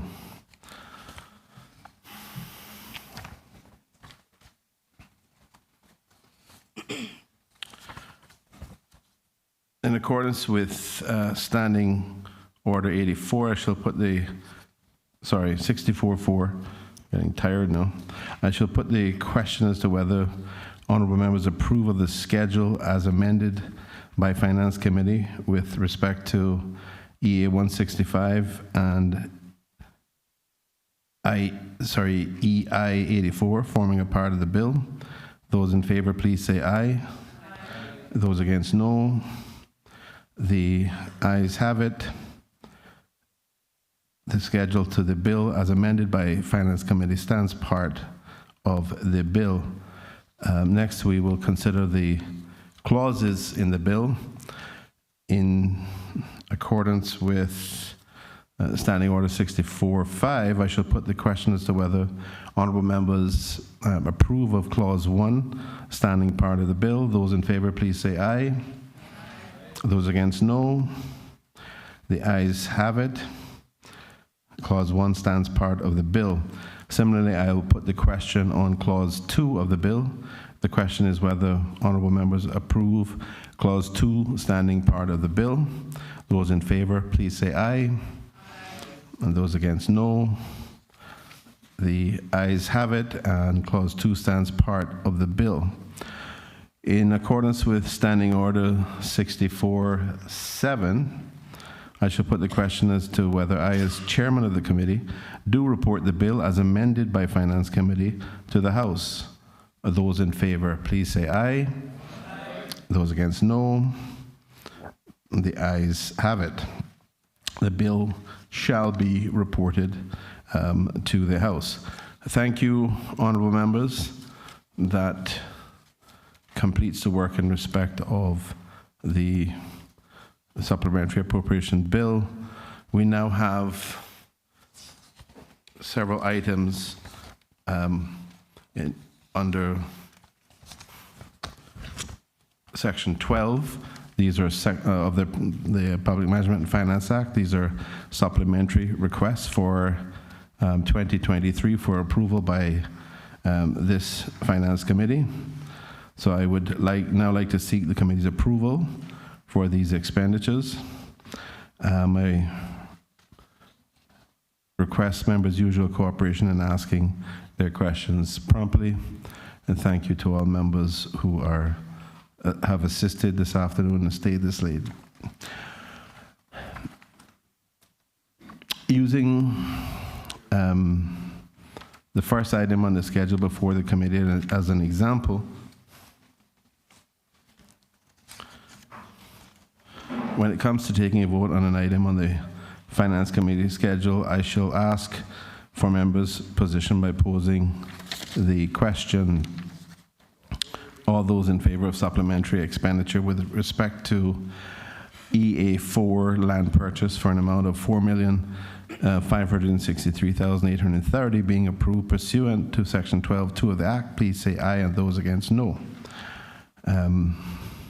The financial impacts of the supplementary expenditure requests, members will quite rightly ask, what are these? Honourable members, taking into account the current supplementary expenditure requests, which total 11 million, we expect that given the overperformance in relation to financial services, tourism-related revenues, and work permit fees by 15.7 million during the first 4 months of 2023, the government is still expecting to end the 2023 financial year with a moderate surplus, which will keep the government in compliance with the requirement for it to have a surplus for each financial year.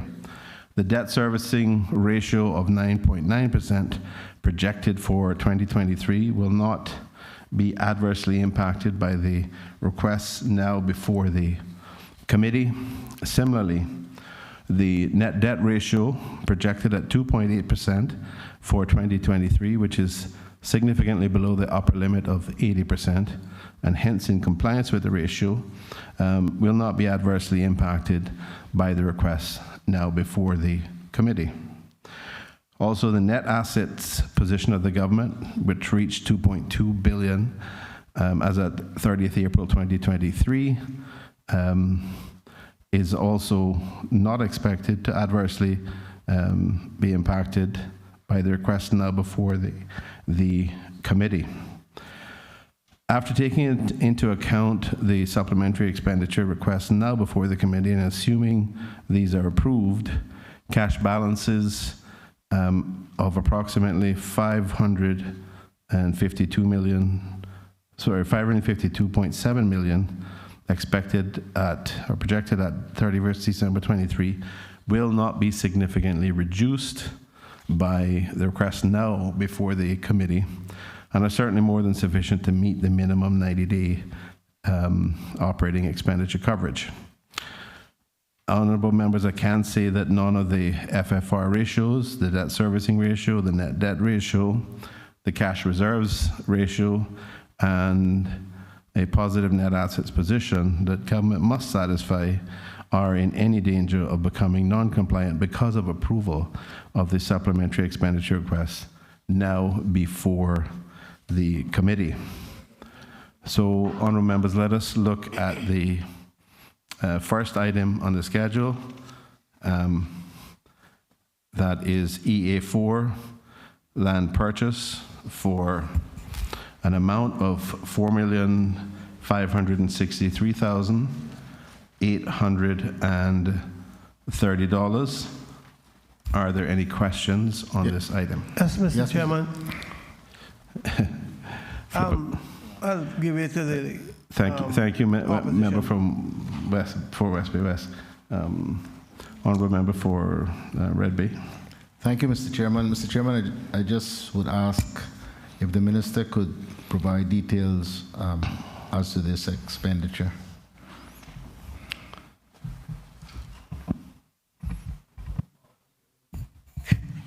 Thank you, Mr. Chair, and thanks to the honourable member from Red Bay. There was three parcels, but two transactions.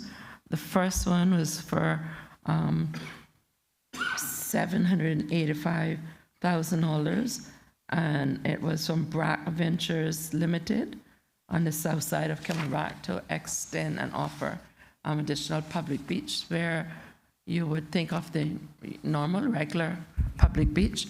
It's envisioned to put beach volleyball courts there, again, to help diversify the tourism product from a sports perspective as well.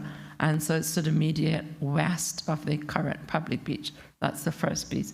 The other piece I was quite excited about. A number of years we've been trying to get it. Most people think, Mr. Chair and honourable members, that the property in proximity of the lighthouse at the end of the bluff is Crown.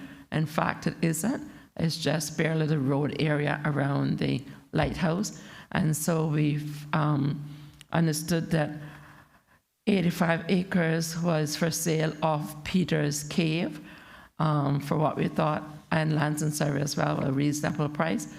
And so we dovetailed one into the next with the same owners, and he agreed, well, the company agreed, Mr. Chair, to sell 2 acres around the lighthouse, and a provision that we bought the other one by Peter's Cave. And most people know that Peter's Cave is the other big tourism attraction there. It's also used by the cadets for camping.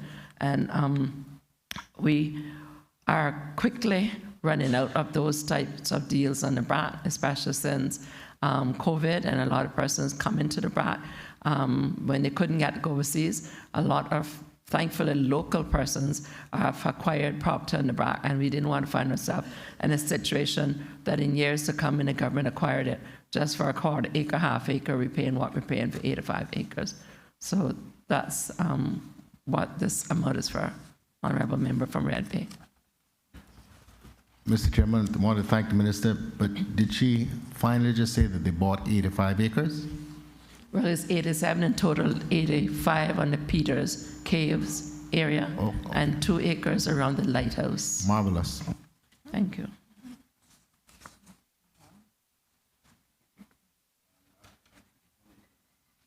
Sounds like a good campaign motto.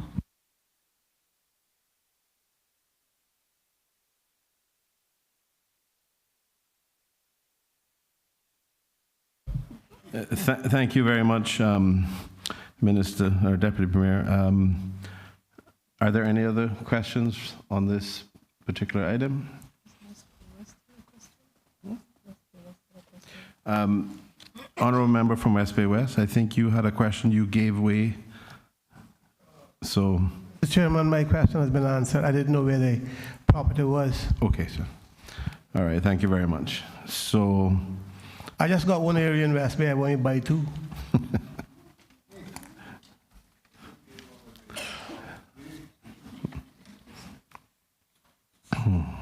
Make it clear. I want you to buy it, but it's not mine. It's not mine to sell. I have nothing to do with it. It's just for the public and belongs to somebody else.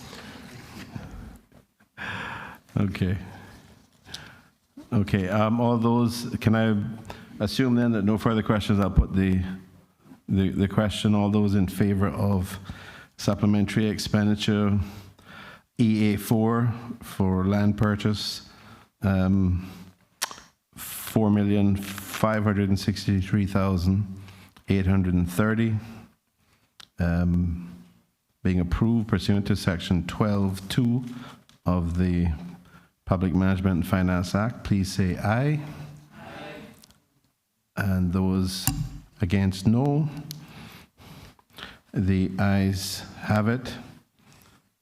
And EA4 will be taken as approved by Finance Committee. If we could turn now, members, to appropriation reference EI1, Cayman Airways Limited, a request in the amount of $2,940,000 to be approved pursuant to Section 12(2) of the Public Management and Finance Act. Are there any questions on this item?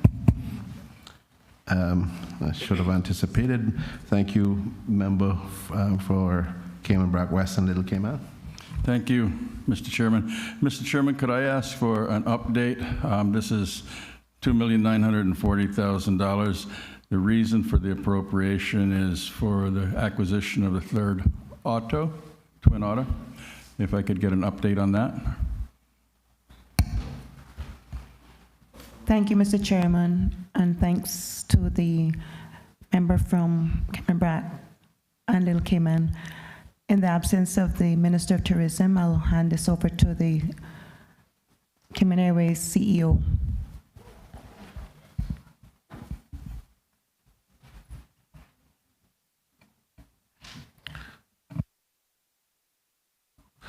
Through the chair, is it acceptable for me to just respond? Yes, sir. Thank you very much. We've dealt with the formalities in respect to yourself earlier, so. All right. Thank you, Mr. Chairman. So just to give some background, every year we have a period of vulnerability when one of the two twin otters that we have go off on annual heavy maintenance. That period is a 3-month period, and it's September, October, November, generally speaking. During this period, we only have one aircraft in service, and the Twin Otter is the only aircraft that can fly in and out of Little Cayman. So if there are any issues with that singular aircraft that's available during that 3-month period, we are literally disconnected from Little Cayman. On top of that period of vulnerability, the demand on Saturdays in particular is such that it requires us to fly both Twin Otters essentially continuously all day. And if there are any hiccups with any of those two aircraft, then it creates serious inconveniences for those passengers, because those passengers are almost always connecting either in or out. And even if we're able to accommodate the passengers, we're not able to accommodate their bags. So the solution to this ultimately will be one day, instead of having 3 different types of aircraft, we will have 2. We will have our jets, and we will have a turboprop fleet with a singular aircraft type that's capable of servicing both Little Cayman and Cayman Brac. That, of course, now will depend on what happens with the development of Little Cayman.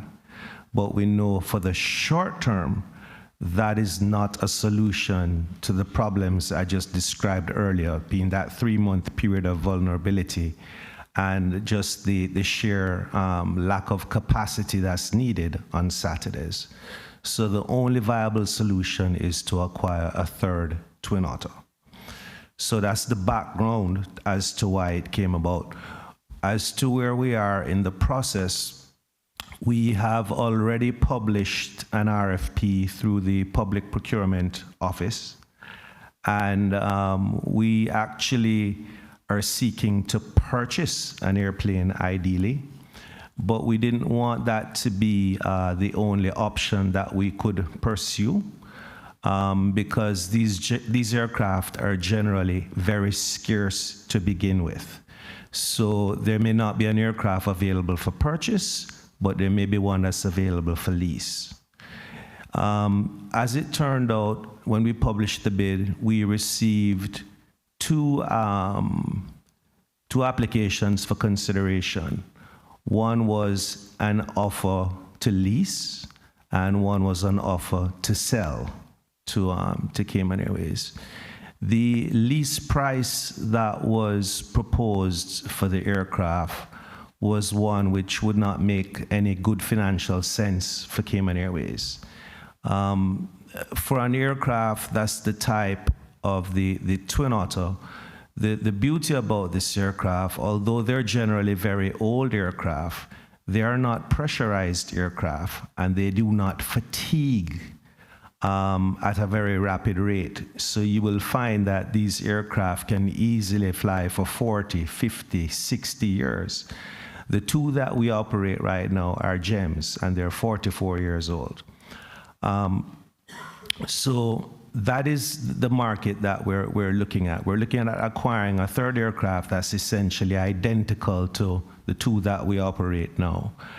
And the cheapest or the most economical approach is to own, because the aircraft do not depreciate in value. They hold their value very, very well. So the cost of ownership is one of two choices. You either have lease or rent costs, or if you purchase it, you have depreciation expense. And in this case, we would only have considered a lease if a lease was offered to us where the rental rate is good enough that it's close to or less than what the depreciation expense would be, which means we'd be looking for something at a very low rent. There's also perception that renting an aircraft gives you a shorter term commitment versus purchasing. You can't get stuck with it. In the Twin Otter market, it's actually the converse that holds true. You're better off owning this aircraft, because at any point, should you decide to get rid of it, you can literally snap your finger and dispose of it, versus being locked into a 3 or 4 or 5 year lease and committed to that time frame with all these payments at a high rate. So that's, again, just some more background. But to cut the long story short, the aircraft that was offered to us for lease wasn't acceptable because of the rate. And the one that was offered to us for us to purchase is not acceptable because of the configuration of the aircraft. It's configured, it's an oddball configuration with different engines from what we currently operate, different propellers, it would require a different maintenance program, different method of operation in terms of the operating manual for the aircraft literally is different. So at this point, we have not found the aircraft that we're looking for. What I can say is, although the RFP process is now closed, 2 potential aircraft have recently come on the radar, one of which only came on the radar last week. So we're in the process of analyzing that. And with us having already gone through the RFP process with the Public Procurement Committee and following their guidelines and not finding an acceptable aircraft, it now gives us some additional options in terms of the procurement methodology, which may make it quicker, in that it may be possible or more possible now than it was before that if the right aircraft comes on the market at the right price at the right time, we might be able to do a direct award, since we have already done the tendering process and it had not been satisfied. So that's the full story.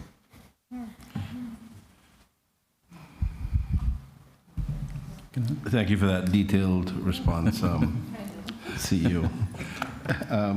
Yes. You have a follow-up? Supplementary, sir? Yeah. Thank you, Mr. Chairman. I'd like to thank for that answer to CEO. I am the member constitutionally responsible for Little Cayman, and I have no doubt that you and your team will find the best plane that's available in this category when it becomes available, and you have the tools to work with to go get it. It's public knowledge that you fly into Little Cayman on an exemption. And my concern is for the people of Little Cayman and for the country itself. Number one, the airport authority has come out with their plan that did not identify anything for Little Cayman as far as the airport identification. And I believe that, well, I'll get a follow-up. I just want to get your opinion on that. You're bringing another plane, so you'll have 3 planes flying into. Do you have any worries about something happening that you wouldn't be able to continue to fly into Little Cayman?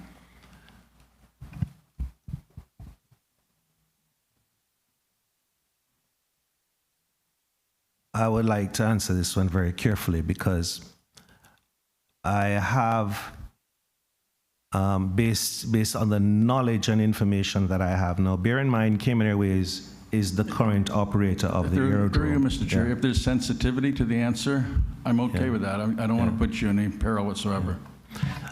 What I will share is what I think is a good general understanding. I think the chief officer probably would give the same response.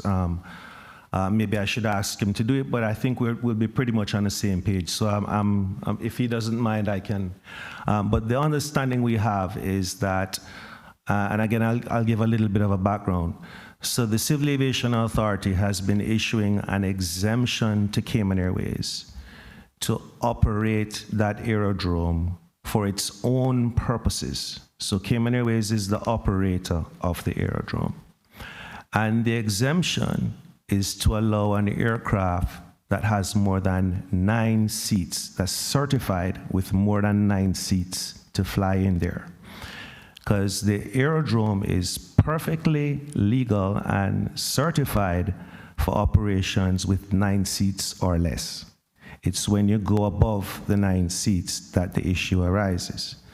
So we have safely been operating above the 9-seat threshold by way of an exemption for many, many years. The issue with the Civil Aviation Authority is that an exemption is intended to address a temporary sort of situation.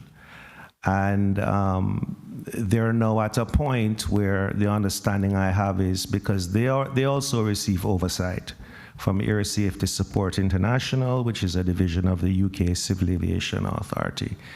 And they're continuously having to explain why this exemption continues. What is the basis for continuing the exemption? And it's becoming more and more of an issue for them. It's something that scores high on their risk matrix, so to speak. So that is the background behind the reason why the exemption may be in jeopardy. And this is where I say I have just a tiny concern that come the end of this year, the exemption may cease. The reason why that concern is tiny is because the CAA, I understand, has been given an assurance by the Ministry of Tourism and the government in general that something is going to take place, something is going to happen with Little Cayman. It's either the existing aerodrome will be certified, brought up to spec, or the previously identified facility where that was earmarked for a new aerodrome, that will be developed. And both of them are will require extensive works, extensive expenditure. And I think what the CA is looking for, I think they have it in terms of there is a commitment. That is my understanding. If the chief officer would like to add or subtract, I think now would be a good time.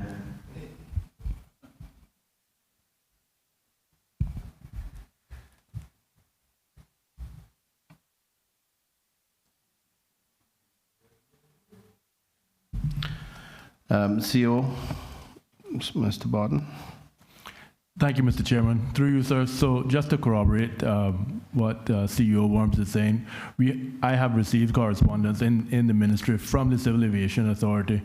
I don't recall the exact wording, but paraphrasing that there needs to be some evidence shown of progress with developing a certified airdrome in Little Cayman.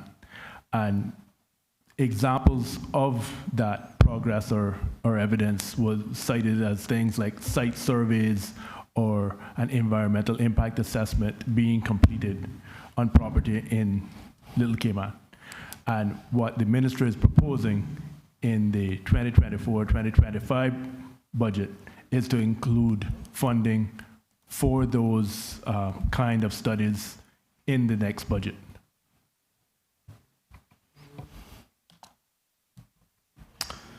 Okay, thank you, Mr. Barton. Member, you have a follow-up? Follow-up? Thank you. I'd like to thank both members that replied for their answers. So before anything can take place, there has to be an environmental impact assessment? Is that what you just said? Through you, Mr. Chair, on one of the options for development of a certified airdrome, yes, Mr. Chairman. Yeah. So here's the concern. We understand that you are solving a problem, which we are. I, as a rep, I'm happy, and I believe I can speak for opposition, very happy, and everyone else. The time that we're going forward, we know that we now need to upgrade the 2 planes that service Little Cayman and the 2 planes that service Cayman Brac. The Saabs were brought in for frequency, and they've served their purpose, but they now need to be brought up 55, 75 seats in that range. Realistically, we can't do that until the plan for Little Cayman is put forward and shown to us, because you've just said that you want to put Cayman Airways in a position of 2 types of aircraft, and we agree. And you're the expert, so we will follow. The point is that until the airport in Little Cayman is sorted, and we know the length and we know what it's going to be, nothing can happen in Cayman Brac. Nothing can happen as far as identifying the second type of aircraft that you want to fly with Cal. So if you, in the next 12 months, find out the type of improvement that's going to be made, that puts you in a position, the question is, will that put you in a position to look at the second type of aircraft you want to service Cayman Brac, and then that would also be available to service the new airport in Little Cayman?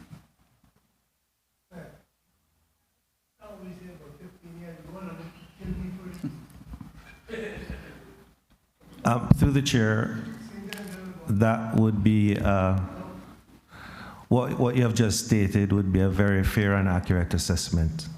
That is correct.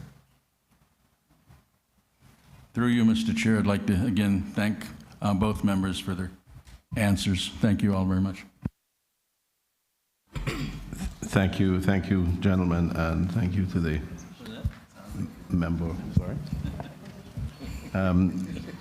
Member for Cayman Brac and Cayman Brac West and Little Cayman.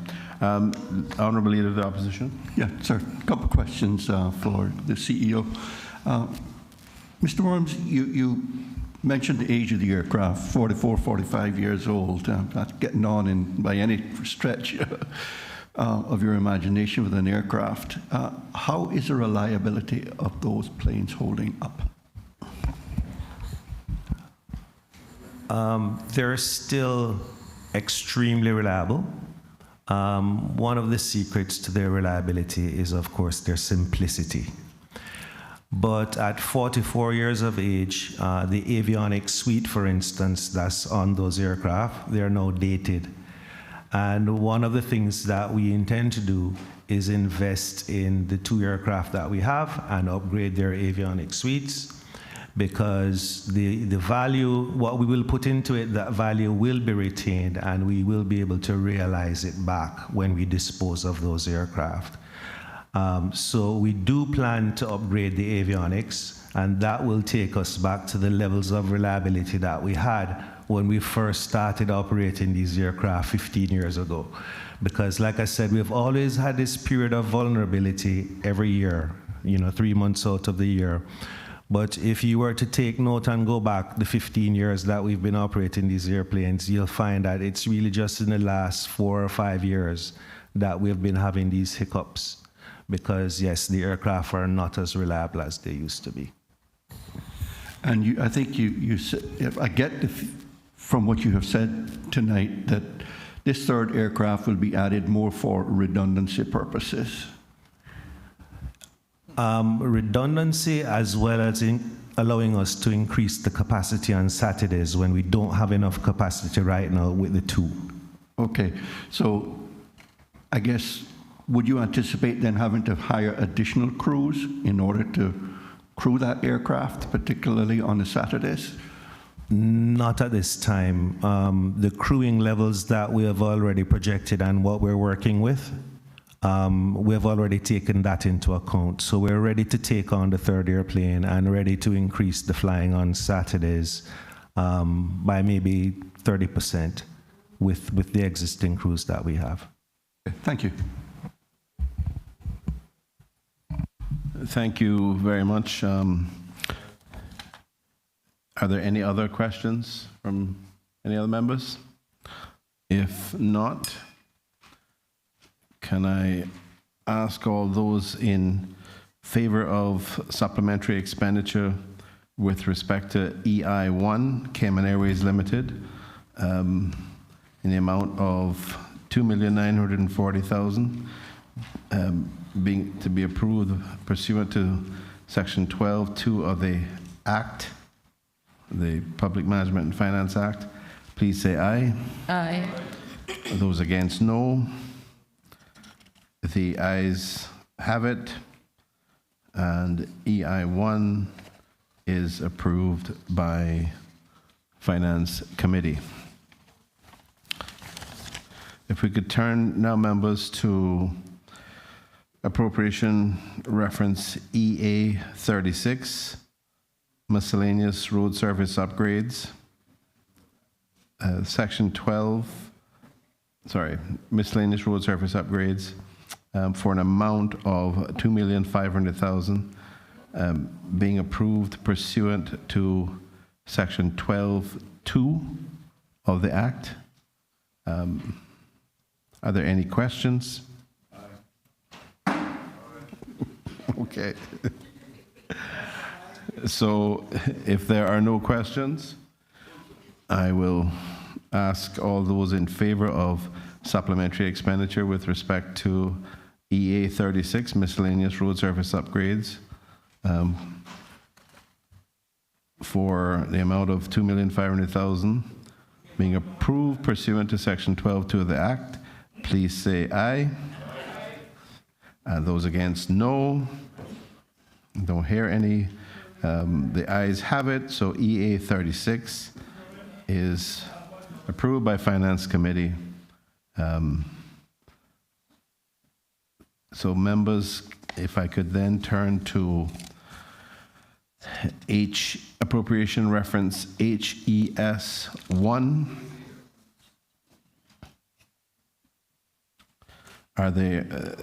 This is in respect of policy advice and ministerial services to the Minister for Health and Wellness.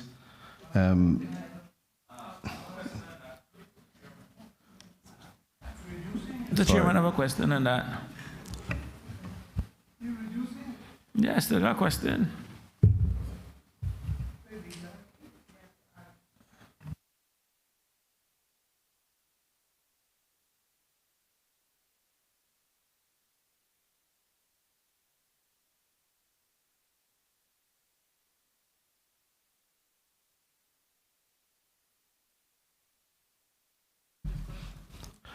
Members, the item for HES 1 and HEA 2 are, HEA 20 are related. And would it be useful to consider both at the same time, or would members want to just consider them separately? Well, actually, that answers my question, and I'm good. So, if there are no, can I ask if there are any questions in respect of HEA 1 policy advice and ministerial services to the Minister for Health and Wellness? This is a reduction of 282,322, and the second appropriation reference was HEA 20, public health programs, investigations and treatments. This is an increase of 1,270,449 pursuant to Section 12. Are there any questions on those items? Mr. Chairman, no, well, my original question would have been where was the addition going, but since you put them together, that answered my question, so I'm fine. Thank you, member from Watertown West. Any other? Okay.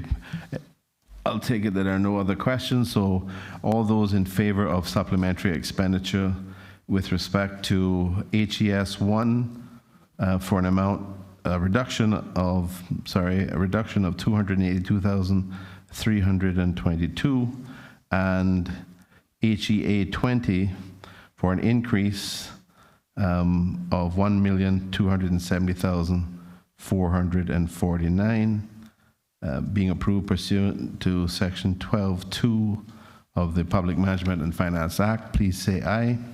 Aye. Those against, no.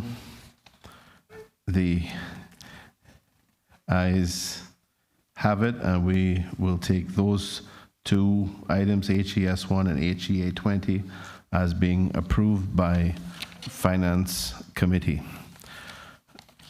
Thank you.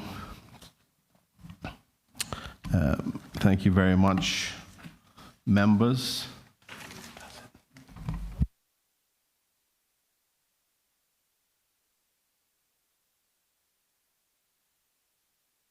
So thank you very much, members. I appreciate members being present. The hour is late, and it reflects a commitment to the important issues. I certainly want to thank all of the members, the civil servants, the members of the ministries, the chief officers, the chief financial officers, the CEO for Cayman Airways, any others I may have missed. Thank you all very much for being here this evening with us. I want to obviously extend thanks as well to honorable ministers, parliamentary secretaries, acting ministers, chief officers. I've covered all those already. So we will adjourn now, and tomorrow morning we will move to the committee room. We will start at 10 a.m., resume at 10 a.m. To consider the financial committee report. In fact, there may be a couple of other reports that we have to deal with as well that were not reported to the House previously. These are obviously going to be prepared by the staff tomorrow morning, and following the approval of the reports, we will then recommence the House. Thank you all very much, honorable members, for being here again this evening. Much appreciated.